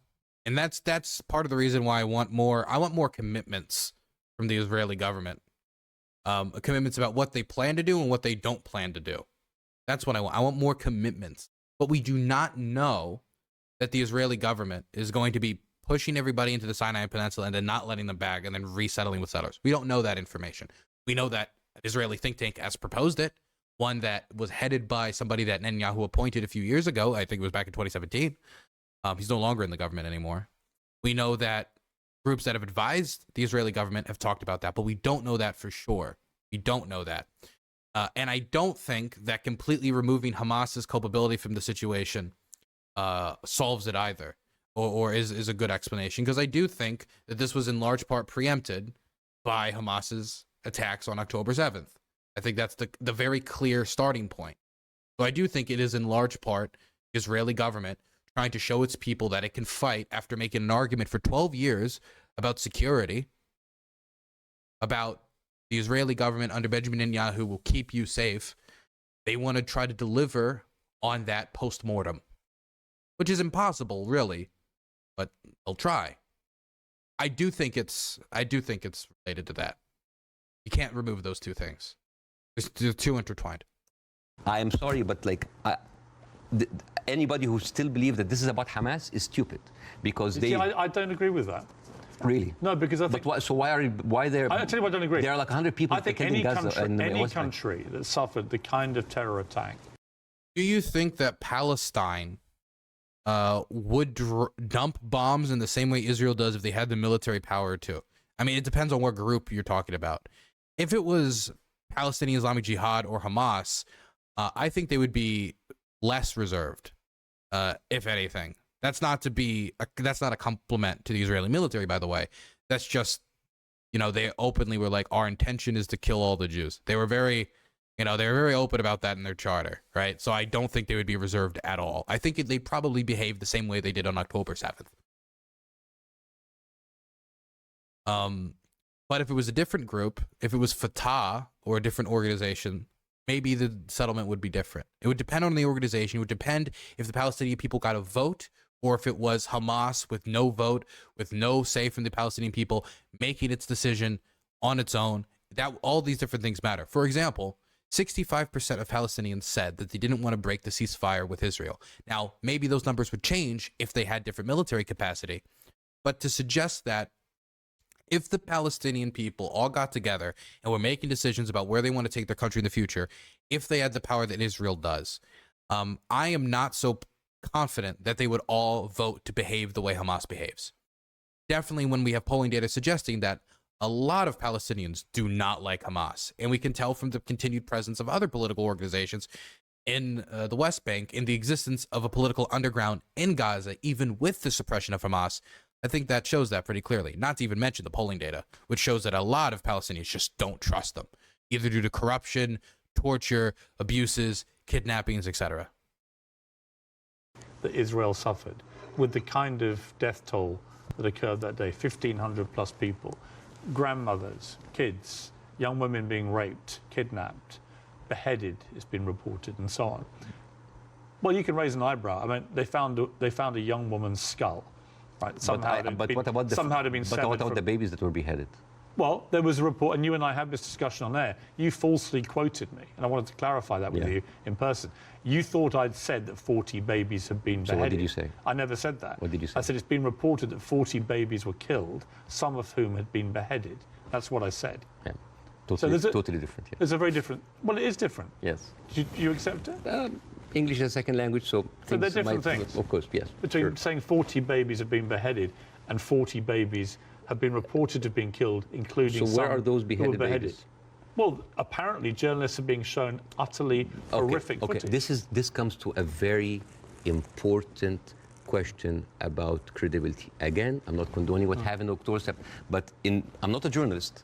But as a journalist, wouldn't you take anything that an authority would say with a grain of thought? Yes. Especially if this authority have a long history of lying. And I'm just going to give a few examples. 1996, they bombed Kana. It's a refugee camp. They killed 106 people. Despite that they knew it's a refugee camp. They said, maybe it's a one-time off. 2006, they bombed Kana again.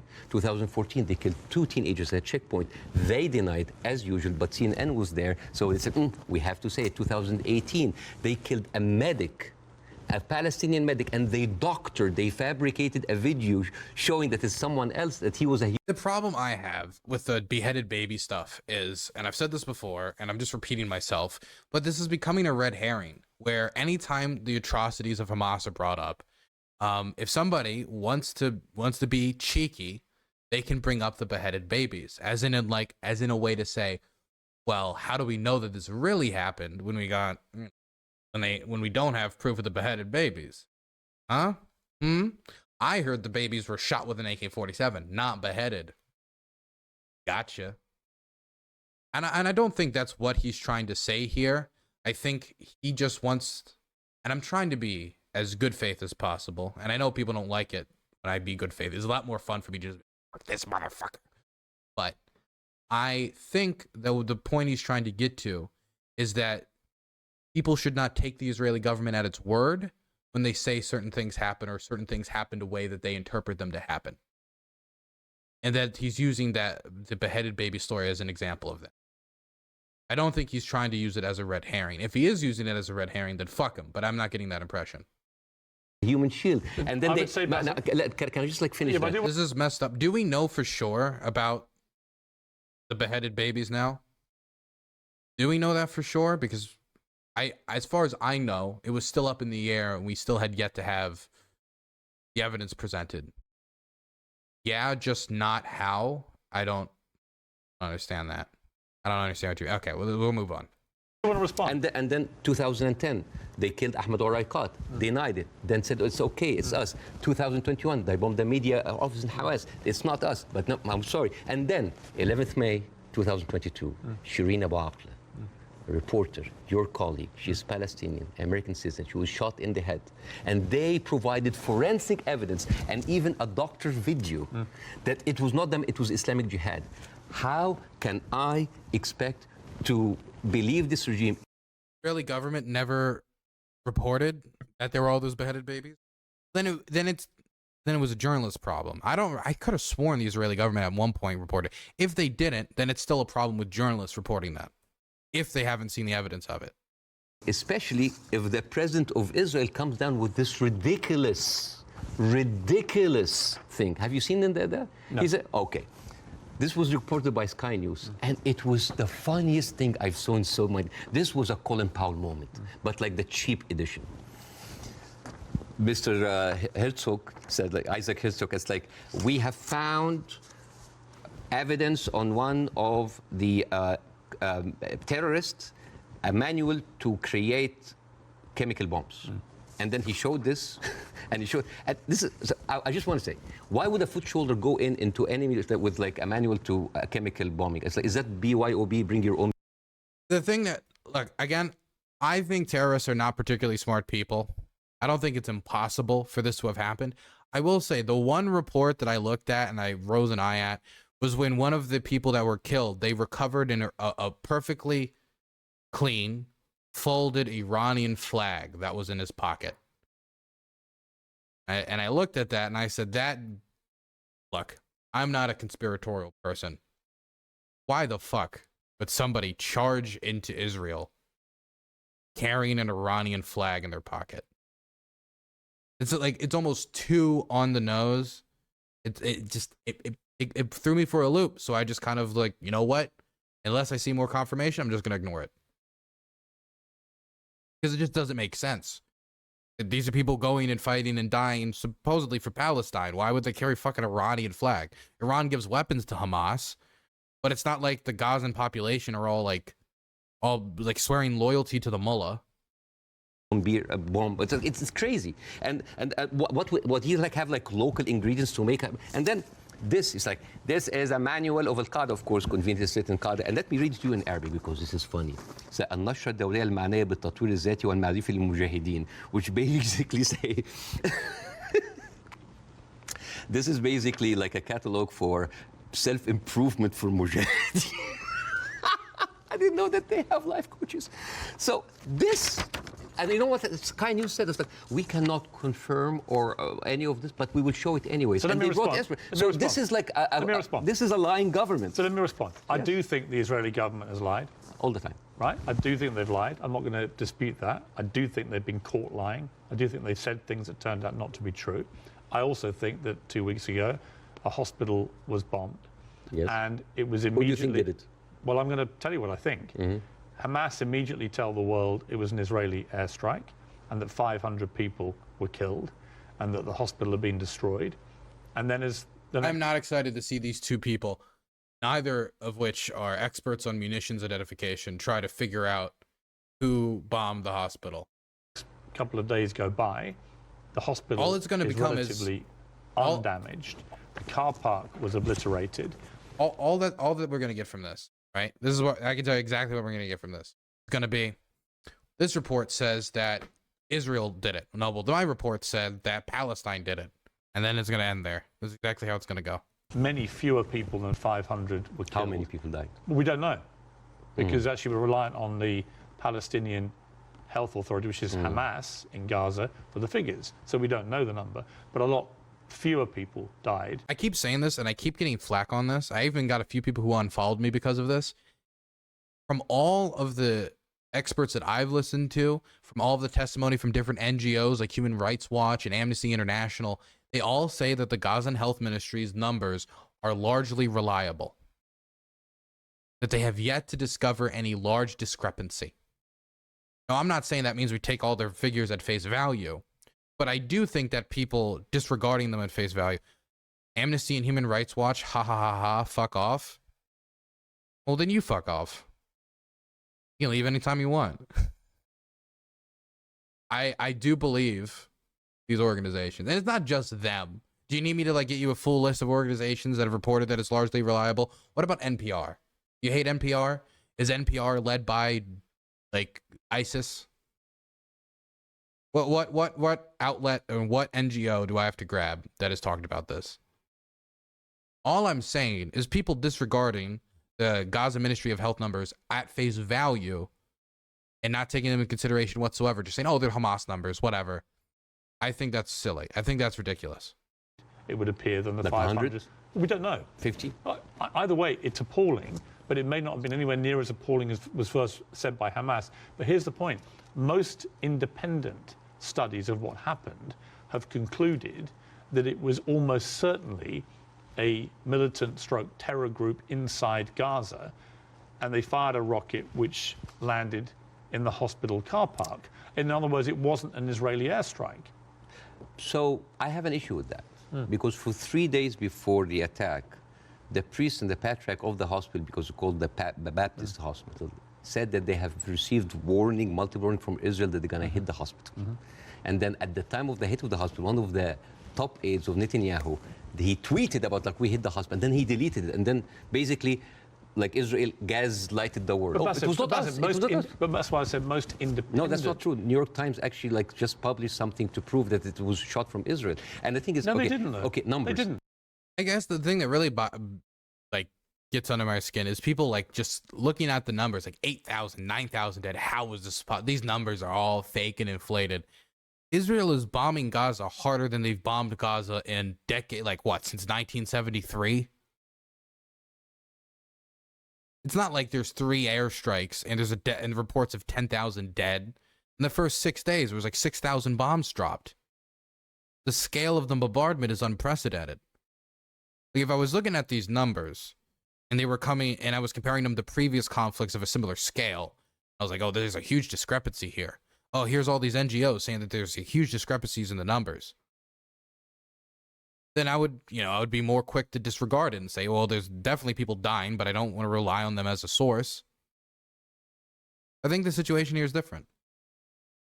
At the very least, you don't need to take it at face value, but don't disregard it. Numbers. Bassem, that's not true. Okay. The New York Times has not reported that it was Israel. No, they said They haven't. Okay.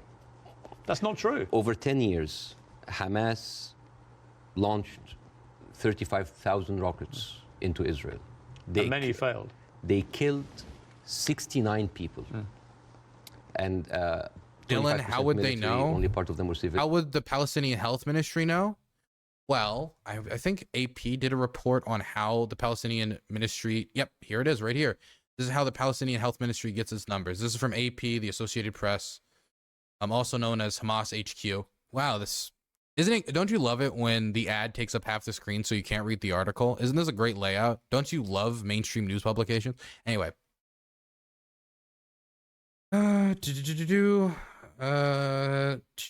Yet the Gaza-based Ministry of Health, an agency in Hamas-controlled government, continues to tally casualty numbers. It released its first detailed report on the casualties Thursday, giving names, ID numbers, ages, and gender for Palestinians it says have been killed.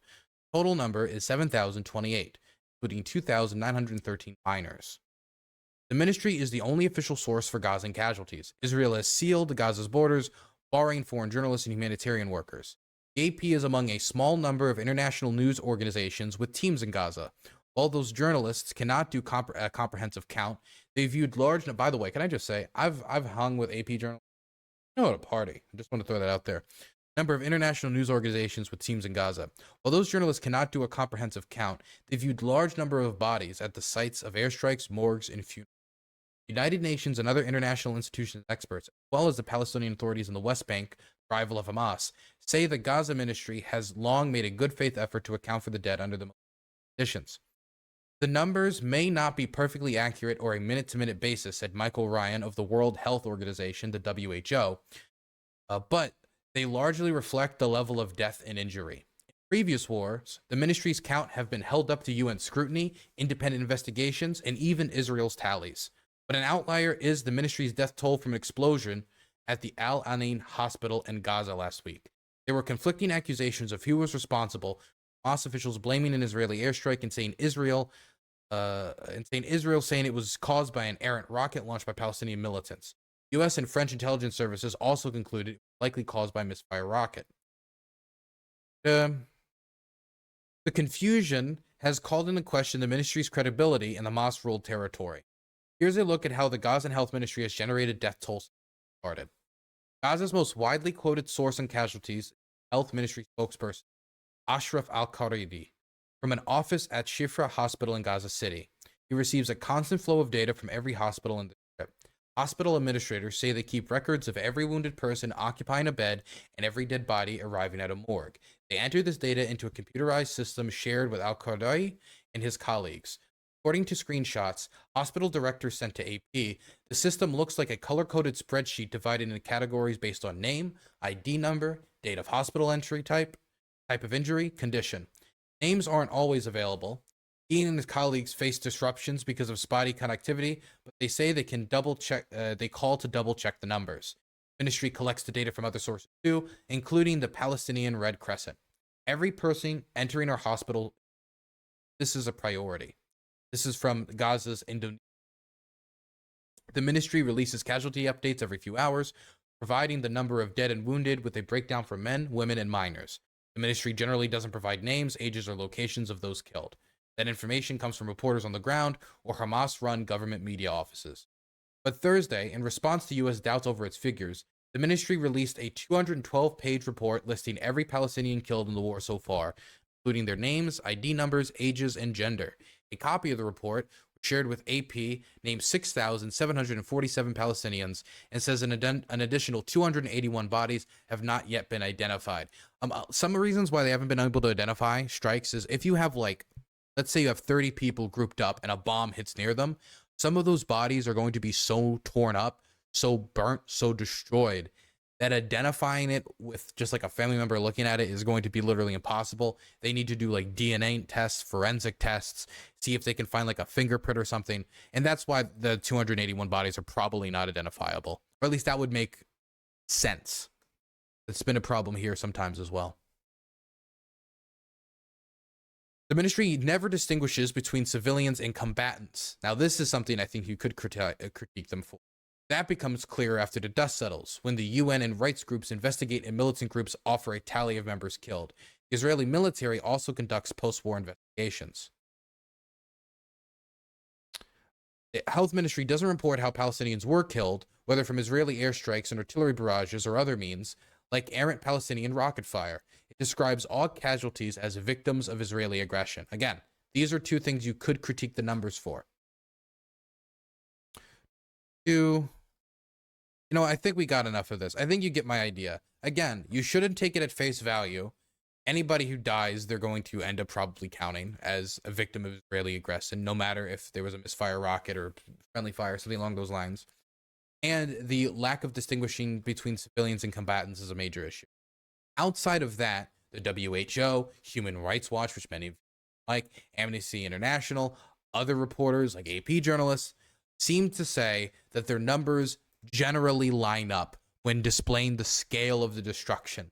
So, disregarding the number outright, you can add an asterisk to it, but disregarding the number outright, I think, is ill-informed. Civilians. So, over 10 years of 35,000 rockets, they killed 69 people. But in one strike, You want to tell me that these glorified firecrackers cause that kind of damage? I don't like that comment from those rockets can kill people. They have killed people.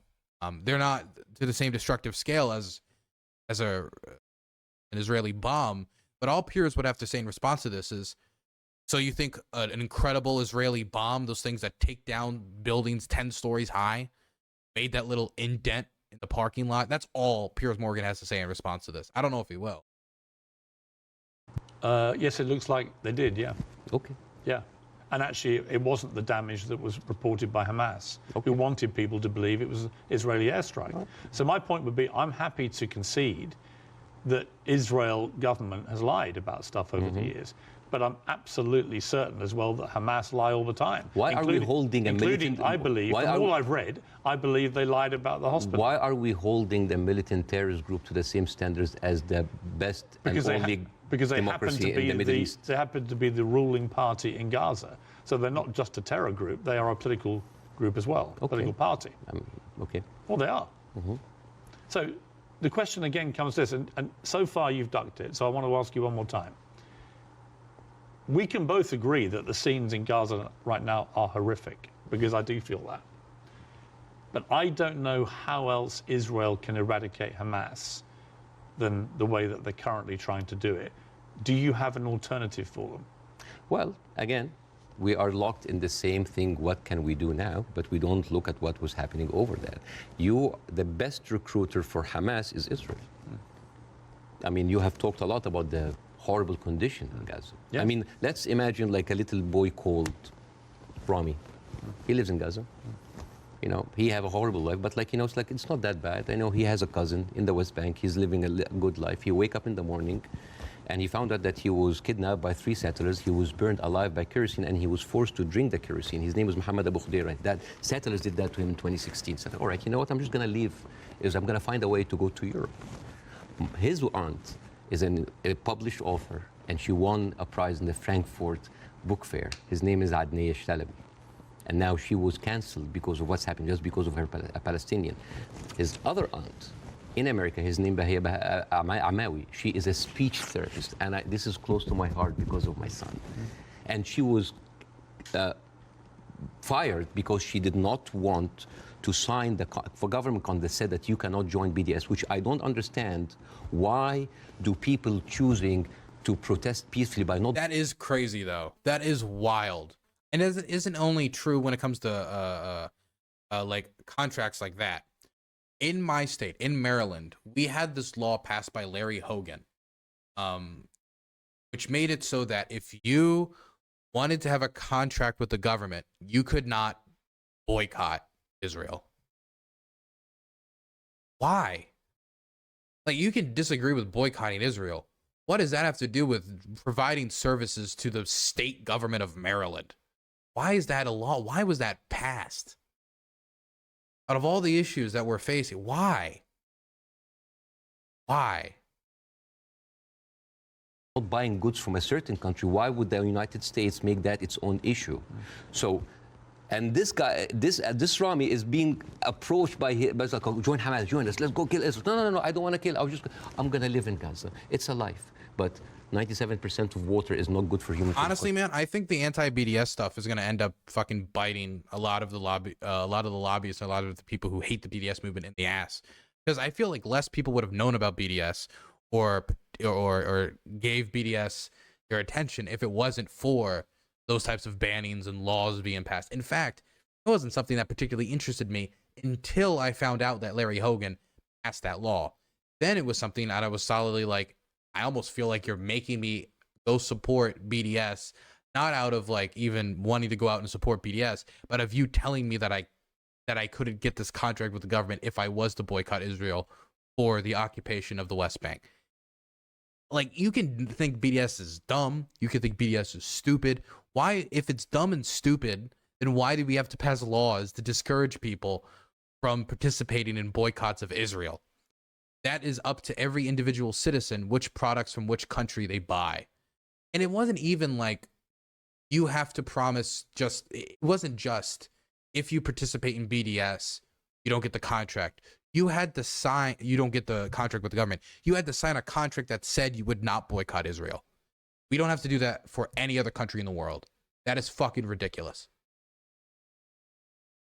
And if we're going to do that, then we might as well play ball, okay? We might as well play ball. Let's add Ukraine to the mix. If that's how we're running, okay? Anybody who says mean things about Ukraine should be banned from getting work. That's my new law.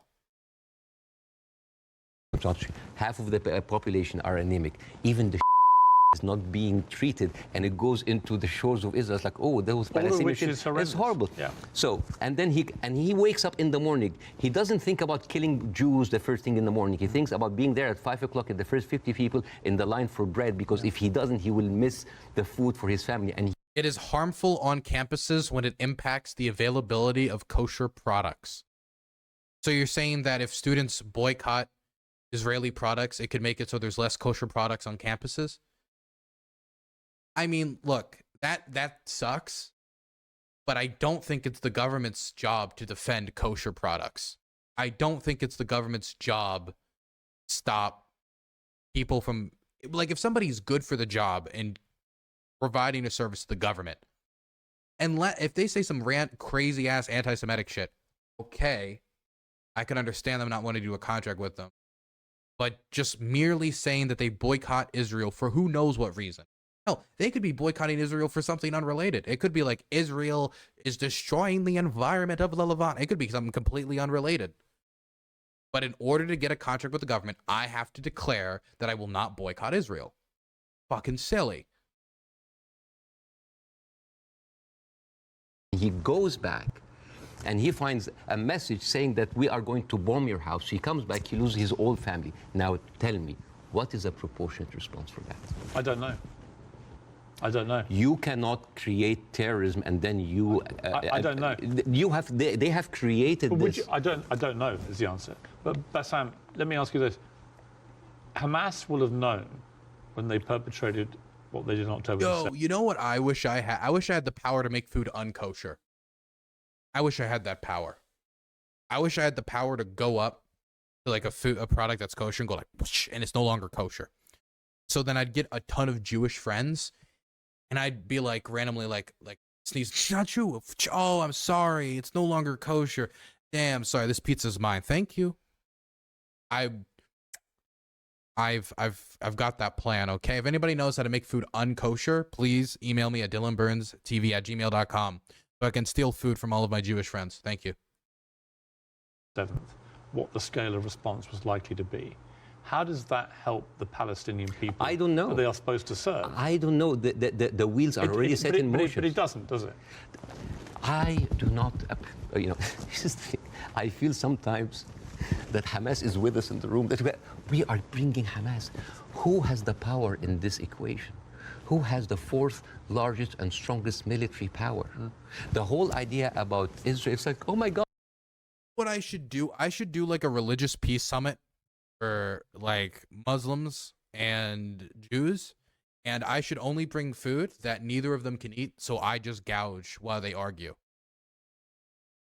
I would... They send me to make a Middle East peace plan. I do much better than Jared Kushner. God, the Arabs are going to destroy us. Look at the map. Hamas, well, hang on. Hang on.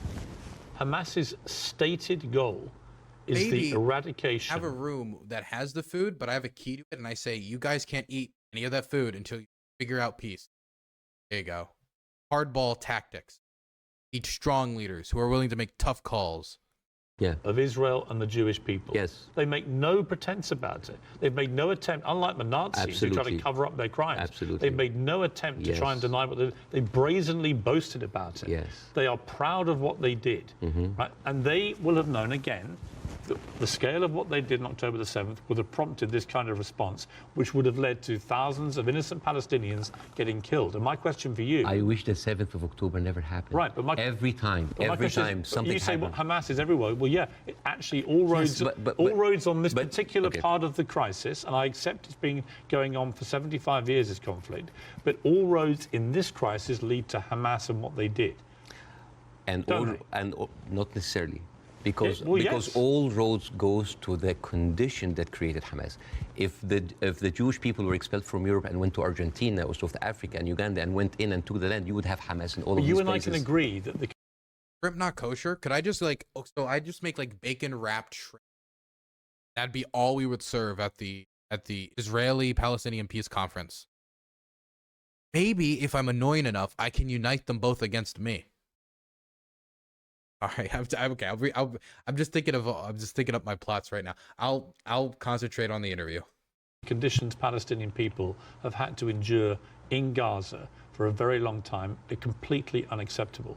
I think it's completely unacceptable that Israel has wielded such control over the people of Gaza, working out who can come in and who can go out, turning on and off water and power on a whim, turning off the internet on and off at a whim, all that.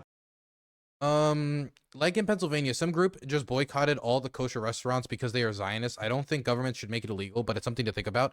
Look, if somebody's boycotting a restaurant because they serve kosher food, you're a fucking moron. You're a moron. I don't want you in my community because you're stupid. And by you being here, you're going to make all the rest of my followers more stupid, right? Not the person who made the comment about how frustrating that could be. I'm just saying, if you believe that, if you believe we're just going to boycott any restaurant that serves food to Jewish people that they can eat within their religious restrictions, you just sound like a moronic bigot. Your beef isn't with Israel. Your beef is with Jews. Kind of stuff I can completely agree with. But given that I think we agree Hamas are a terror group. Okay, let's say... Let me finish my question. Mm-hmm.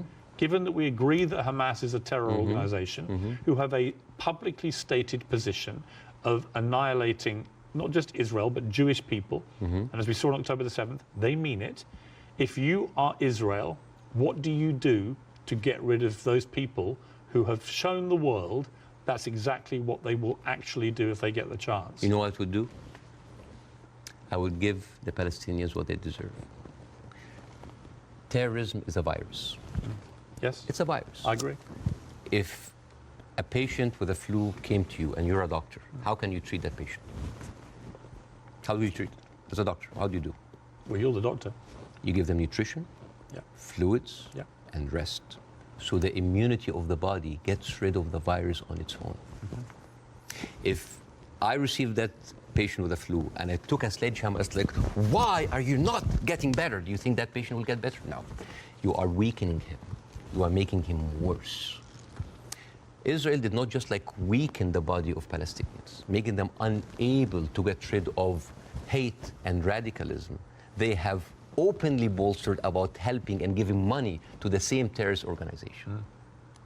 So, I agree. Okay, so, man, I don't like the framing here because I assume he's talking about the period when Hamas was not yet a terror group and they were like a charity, which many of you might not know that, but originally Hamas was led by like a blind man in a wheelchair that wanted to bring all the, and I'm dumbing it down, but wanted all to bring all the Muslim kids together in Gaza and make them all sing Kumbaya and have like sandwiches or whatever. Again, I'm dumbing it down, but you get the idea. And then from there, they started storing weapons and mosques, and they started storing guns and bombs for war. And once the Israeli government, which at first was like, yeah, look, some opposition to these other guys. Then they were like, oh shit, they got guns and bombs. And then they started raiding their mosques. Past that point, any kind of like, oh boy, we like Hamas, or Hamas is cool, or the Israeli government didn't hold that position anymore. And past that point, past when it was no longer a charity and was engaging in armed resistance against the Israeli state and terrorism. Now, I also think he might be talking about Netanyahu saying, if you want to stop the creation of a Palestinian state, support Hamas. But the point isn't even necessarily that they like Hamas. The point is that they want to keep the Palestinian, that he wants to keep, and his government wants to keep, not all Israelis, but his government wants to keep the Palestinians divided between Fatah and Hamas. It's harder for them to unite against Israel. And this has been openly admitted to by Likud party members. I mean, it's not openly we love Hamas, but it's openly yeah, I mean, you gotta, play one against the other. I think Netanyahu is complicit in keeping Hamas in power because it suited him politically. Yes. And I think you can't get away from that. Yes. There's no question of that. But there's also no question that the Israeli government, led currently by him, has to stop Hamas from perpetrating another terror attack. And again, it comes down to this question. What do they do to get rid of Hamas if it's not what they're doing? I don't know. But like, as an Israeli citizen listening to this, how come that my prime minister bragging about giving money to the terrorist group that he is using right now to eradicate a whole group of people, and yet using them as an excuse? Isn't that weird? This is like like Tony Blair being like found like giving money to Al-Qaeda or ISIS and then going to fight them. How does this work? How does this work? I agree. How does this work? Yeah, but I agree with you. So yeah, it's a terrorist attack. And Israel is funding them? I mean, this is in the words of Benjamin.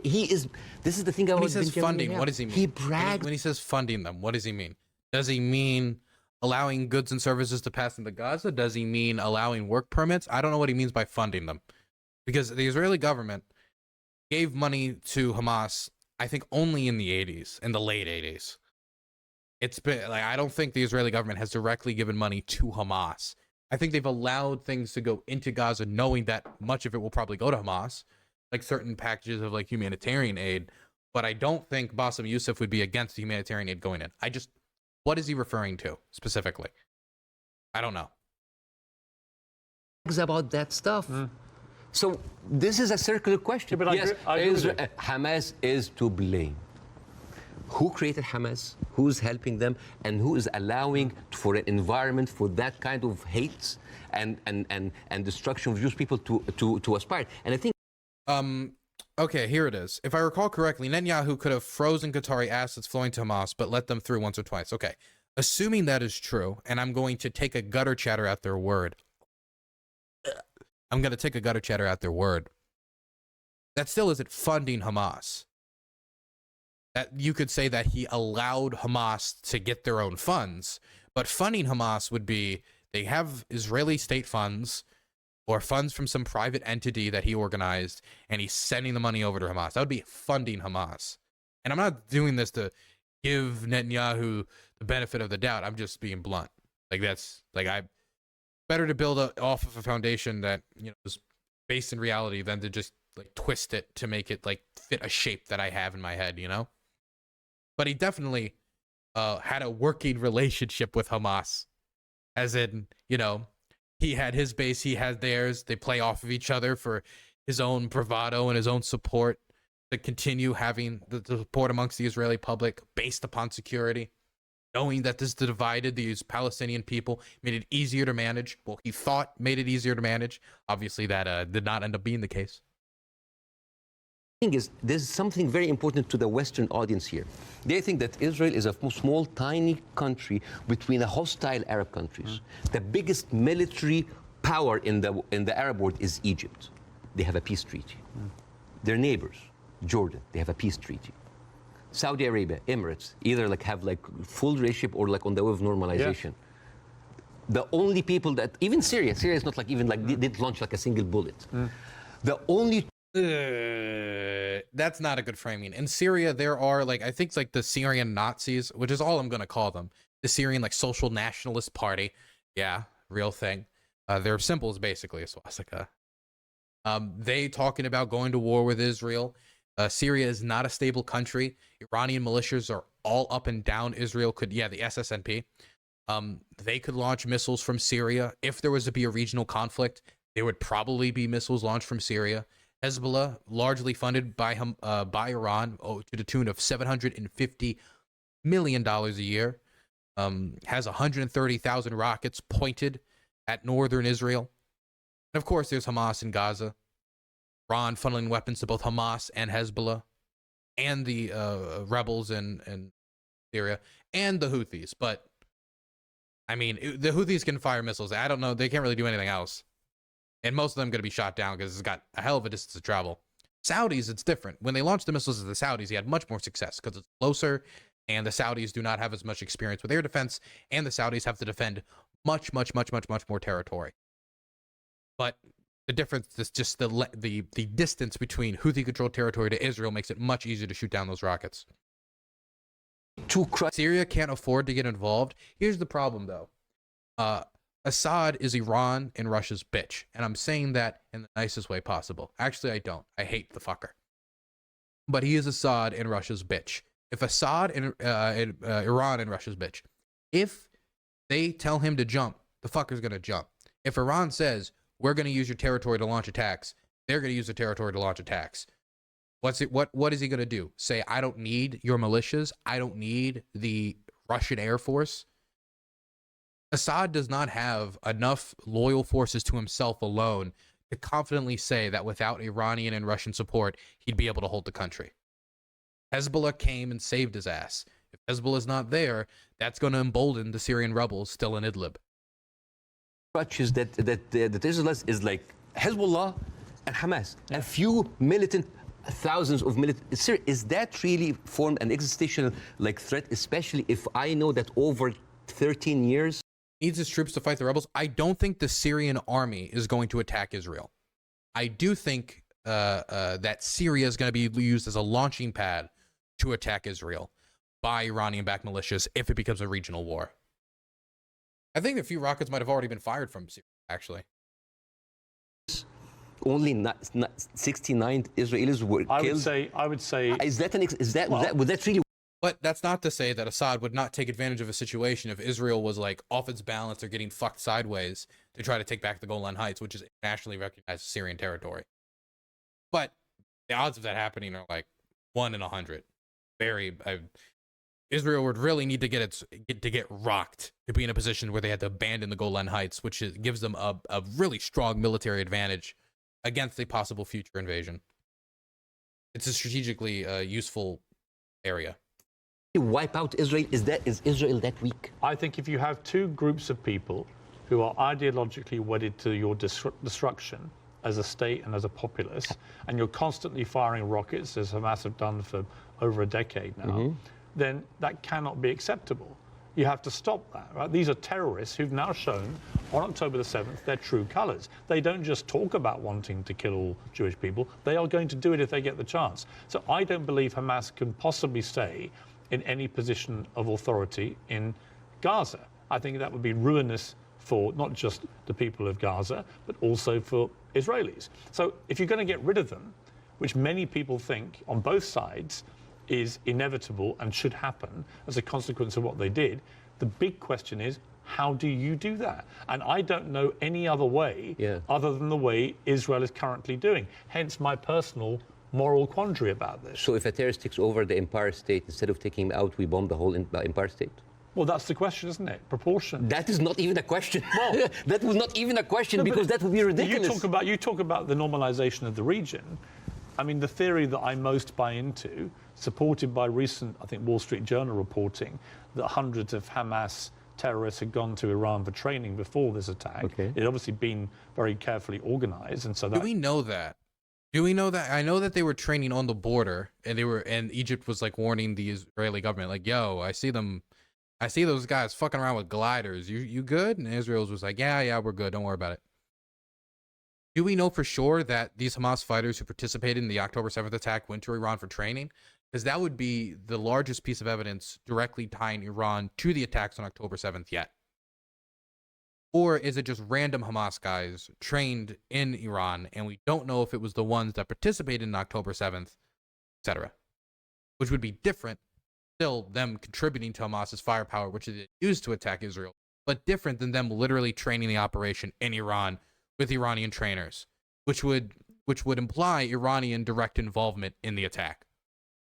Maybe not like ordering people what to do, etc., but helping them facilitate the attack. I don't know if Iran is behind the operation yet, but we assume they are. No direct evidence. Yeah, I didn't think there was direct evidence.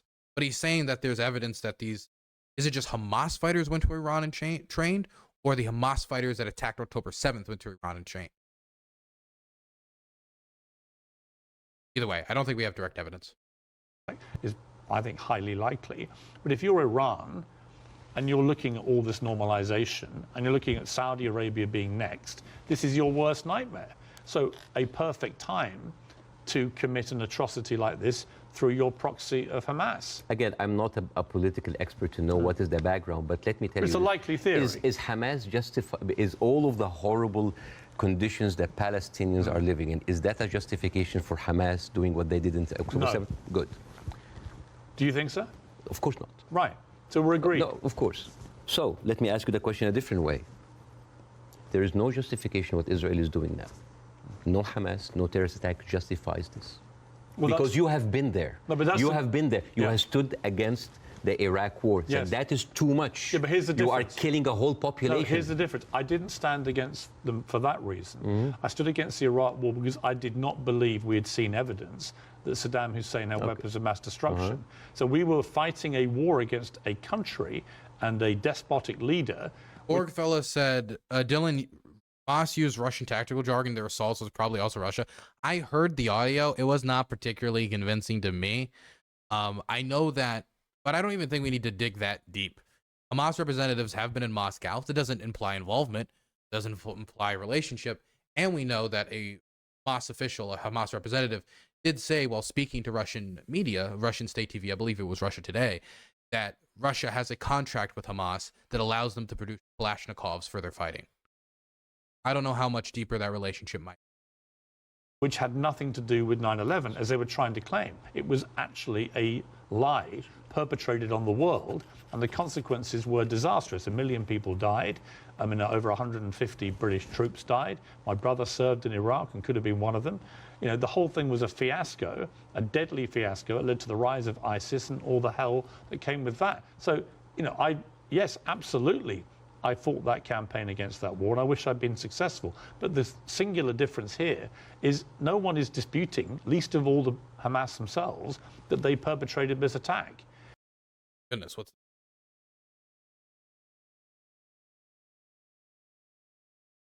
Footage from Gaza showing a Hamas fighter placing an explosive by hand on an Israeli tank before firing an RPG at the view. The fighter appears to emerge from the tunnel before the ambush, running back to its end.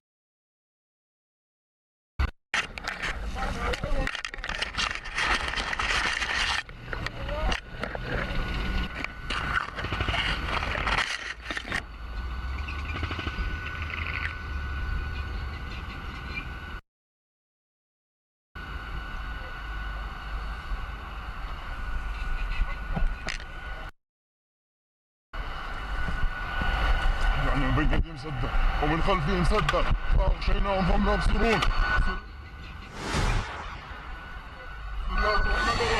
He literally just walked up to it.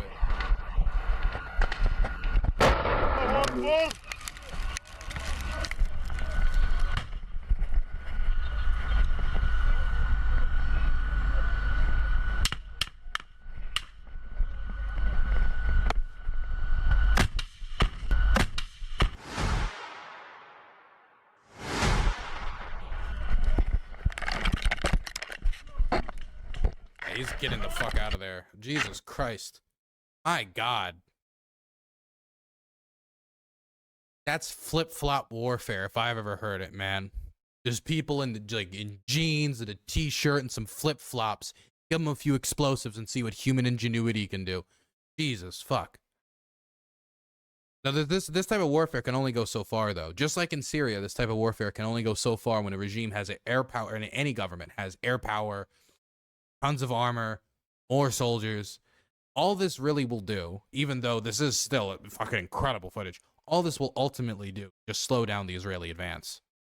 My God, man, did they have no infantry supporting this? Maybe this is something I've learned from just this war, but it's super important to always have like infantry very close to your tanks to support it, and in a situation like this to stop these tanks from getting flanked like this. I didn't see any infantry. I heard like machine gun fire, so they might have been further back or further ahead. I don't know, but I didn't see any. And now you can see the importance of having infantry flanking your armor. I hope we all learned how to both disable a tank today and defend a tank. If any of you guys are ever placed in a position. Well, there's another one I wanted to show.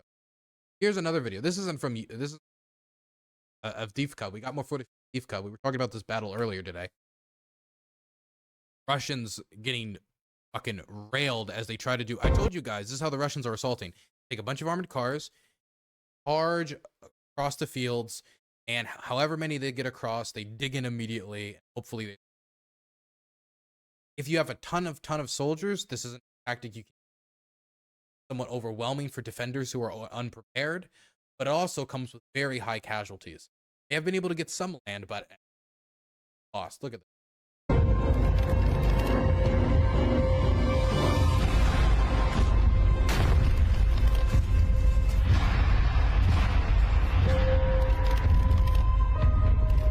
Dylan, fix your mic. Sorry, it was low. I have like a knob at the end here that twists all the time that controls the volume.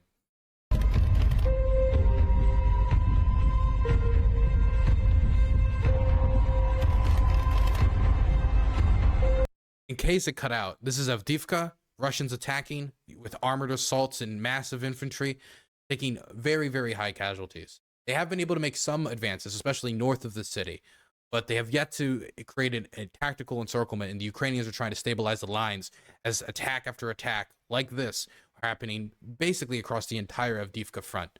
The attacks aren't as intensive as they were from the 10th to the 19th, but they are picking up again, and I can see it in the casualty numbers that the Ukrainians are reporting.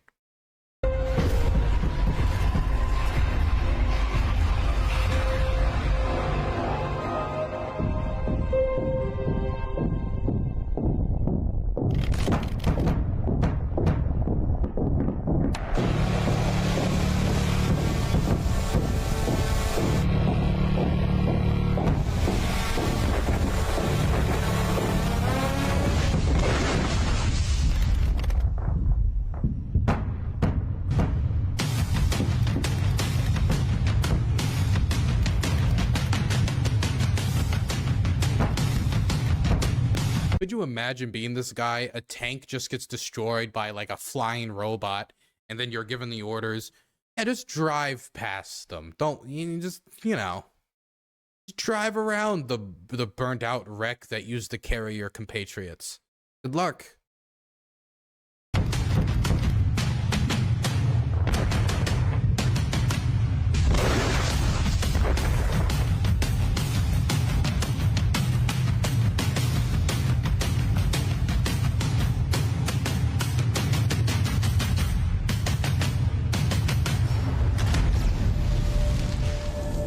$47th.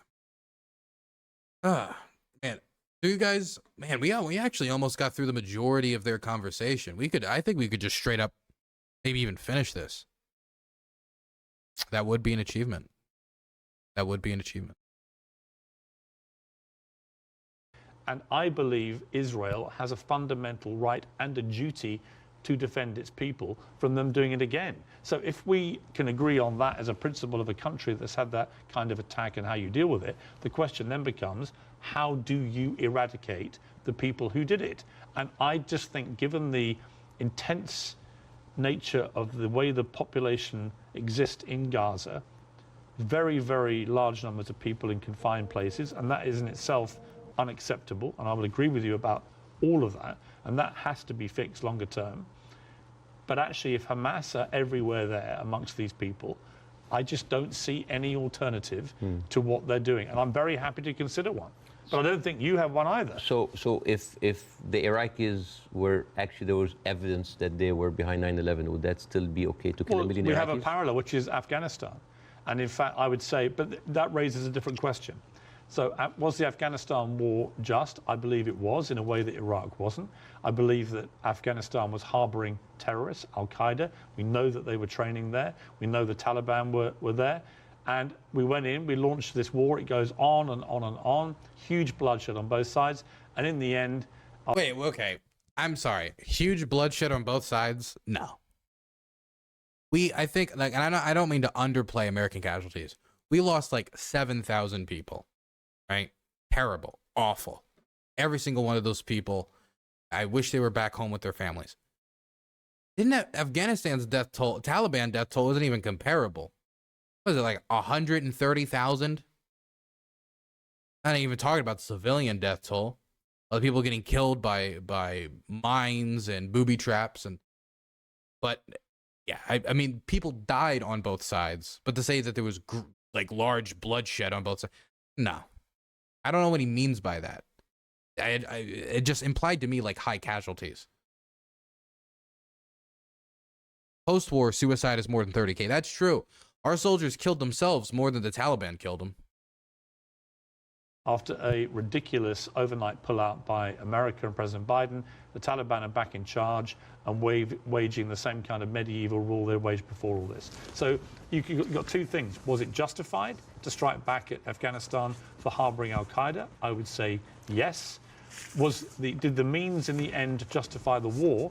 You could argue no, actually, because actually you ended up with the Taliban back in charge. So they're two different things. And it may well be here, by the way, as I've said, that if Israel pursues this ground invasion, it backfires horribly. It leads to a much wider conflict involving many other people, possibly including Iran directly. And it could be a horrendous escalation and a massive war raging through the whole region. And that is my fear about it. But I come back to the central point of justification, and I'm really struggling to see. 1 second, let me read this. Piers making a good point. Why did the ultra-coordinated, ultra-united, and ultra-monolithic single-party Taliban government of Afghanistan allow al-Qaeda to do that? They controlled every square inch of the country, after all. They didn't control, I mean, I think you're being facetious. But yeah, the Taliban did not control all of the country. The Northern Alliance still controlled the north. We worked with the Northern Alliance to invade Afghanistan. But there is no way the al-Qaeda training camps were not operating in Afghanistan without the explicit approval of the Taliban. See what else Israel is supposed to do to get rid of Hamas. And if you've got an alternative, let's hear it. I do. Piers, this is never about Hamas. Believe me, it is never about Hamas. If somebody tells you who they are, listen. Israel has been telling the world all the time, they need to clear the Gaza Strip into Egypt. You think that's always been the plan? Always. I don't know what he says Israel has been saying this. Who in Israel? Who has said this in Israel? Certain Israeli politicians, the Israeli government? I don't know who he's specifically mentioning here. He just says Israel. I mean, they have said it. They have said it many times. Why does Egypt take them? And do you think when Egypt takes them, do you think they go back? No, never. And then when they're done with Gaza, they will go back to the West Bank. They will kind of like build the settlements around them, and then until they push them into Jordan, because that is the plan. They have talked, not just Benjamin Netanyahu, everybody said like, there's no state, two states. It is one state, and it's for the Jewish I don't people. think he believes in a two-state solution. Nobody believes in a two-state solution. It is one state. But nor do Hamas, obviously, and they're the ruling authority in Gaza. They don't. You see what you're comparing? It's a militant group.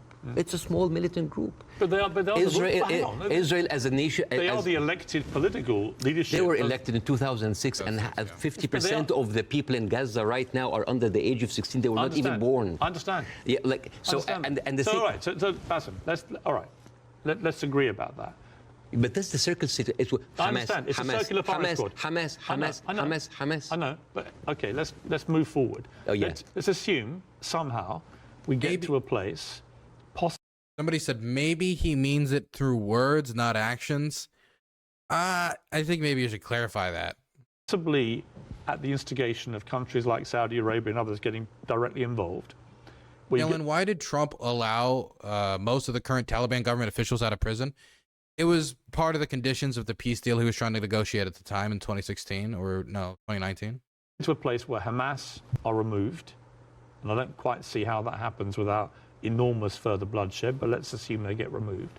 Let's assume that Netanyahu is removed from office, which I think is highly likely just from the fury of his own people about what they see as the defensive and security failings, plus his attack on the Supreme Court already causing huge polarization. Let's assume we get new leadership in both places. Could there still be peace? Could there still be a two-state solution? No. It can never happen. No, because Israel have already shown it's not about Netanyahu. It is the policy of Israel not to give the Palestinians their seat. It has always been there. But what if you find leadership that understands? You will not. But why are you so... You will not. Why do you not think so? Because Israel has been... But they would say the same about the other side. And I remember... Who has the power? Let me give you a parallel. Obama in his book... Let me give you a parallel. Let me give you a parallel. Northern Ireland, okay? Northern Ireland appeared to be completely intractable, with the IRA and the loyalist paramilitaries trying to kill each other. In the RA's case, trying to kill British people as well, because they did not want this to go the way that people wanted it to go. And ultimately, we got to peace because we found leaders who actually had the courage, the moral courage, to get in the room with the people that were trying to kill them and to do a deal. I don't think you can do that with Hamas. They're on a different scale altogether to the IRA. But we did have a seemingly intractable place riddled with violence on both sides, and eventually we got peace. Do you not see there's any chance of doing that here? No, not with Israel. Obama, after he left office, he wrote in his book, the problem with the Palestinian-Israeli conflict is that one side is extremely powerful and one side is extremely weak. There is absolutely nothing to oblige that strong side to give anything. And I wonder what the President of the United States has done, possibly motivate of America's main acceptors. Maybe listen to the Palestinian perspective a little bit more. I wonder what the President of the United States could have done. I'm sure you guys are also scratching your head trying to figure it out. The Killtop. What's that? Intelligence Ministry concept paper. Oh, I've already seen the concept paper. The intelligence, the ministry that this comes from is not a government ministry. It's like a semi-government ministry. Basically, it's like a group that thinks of plans for the government and then proposes to them, and those plans could be rejected or accepted. So that leaked plan, on top of the article by The Intercept covering the think tank that proposed ethnic cleansing in Gaza, I think those two things are concerning, but neither of those are direct evidence of Israel having a plan to ethnically cleanse Gaza. Part of the reason why I would suggest to the Israeli government to state very clear what their intentions are and what they're going to do as they enter Gaza. All over. Because here's another reason why they should do it. Not only should they do it because they should be upfront and honest about it, and therefore it'd be easier for nation states to back Israel if they wanted to. But if there is a belief on the ground that Israel's just going to take the houses and they're going to leave and they are never going to come home, then people are probably going to fight harder. A lot of them are probably going to stay in their homes because they don't want to leave their homes after being displaced or their family displaced multiple times before. If there was some guarantee that these people would be able to return to their homes, I think civilian evacuation would be much easier. They still need a place to evacuate too, but civilian evacuation would be much easier. But there's no trust. There's no trust of the Israeli government. There's no trust of the flyers that have been dropped. But to even begin to build any trust or to believe that anyone should trust you without telling them exactly what your plans are, I don't know. I don't buy that. The years, Israel showed you many times that they are not interested in peace. Leave Gaza. Forget Hamas for a second. The West Bank. What have they been doing in the West Bank? The illegal settlements did not stop a single day. No, they no. are and it's completely wrong. Yeah, but the thing is, it's wrong. I agree with you. But you see what they're doing in the West Bank right now? They are creating little Gazas. They are creating little Gazas. Yeah. And until they are like squeeze them. It's completely wrong. There is a hilarious documentary called The Wanted 18. It is like an Israeli-Palestinian co-production, and it tells about the incredible story about the residents of Beit Sahur. It's a Palestinian town next to the Nazareth. And they said they don't want to depend on the milk coming from the kibbutz. So they bought 18 cows. 18 cows. And they didn't know how to milk the cows or have a cow farm. So they were like engineers and doctors. So they sent people to kind of like to learn how to do the farm. So they bought the cows and they started to produce milk and they started to sell the milk to the villages. The Israeli authorities were not very comfortable. So one day the military government came in and said, like, those cows, and I quote, constitutes an existential threat to the national security of the state of Israel. You need to get rid of them. And the movie goes about like the hilarious attempts of hiding those cows between the butchers and the houses. And in one scene, a cow is actually running and the Israeli soldiers are like running behind it and they corner it and they corner it and they're about to kill it. And you know what did the cow say? You didn't fall for this, cows don't speak. Yeah! But you know, it actually said something. You know what did it say? It said hummus. But anyways. But you see, this is the... He's talking about cow movies now. I think we can wrap that up.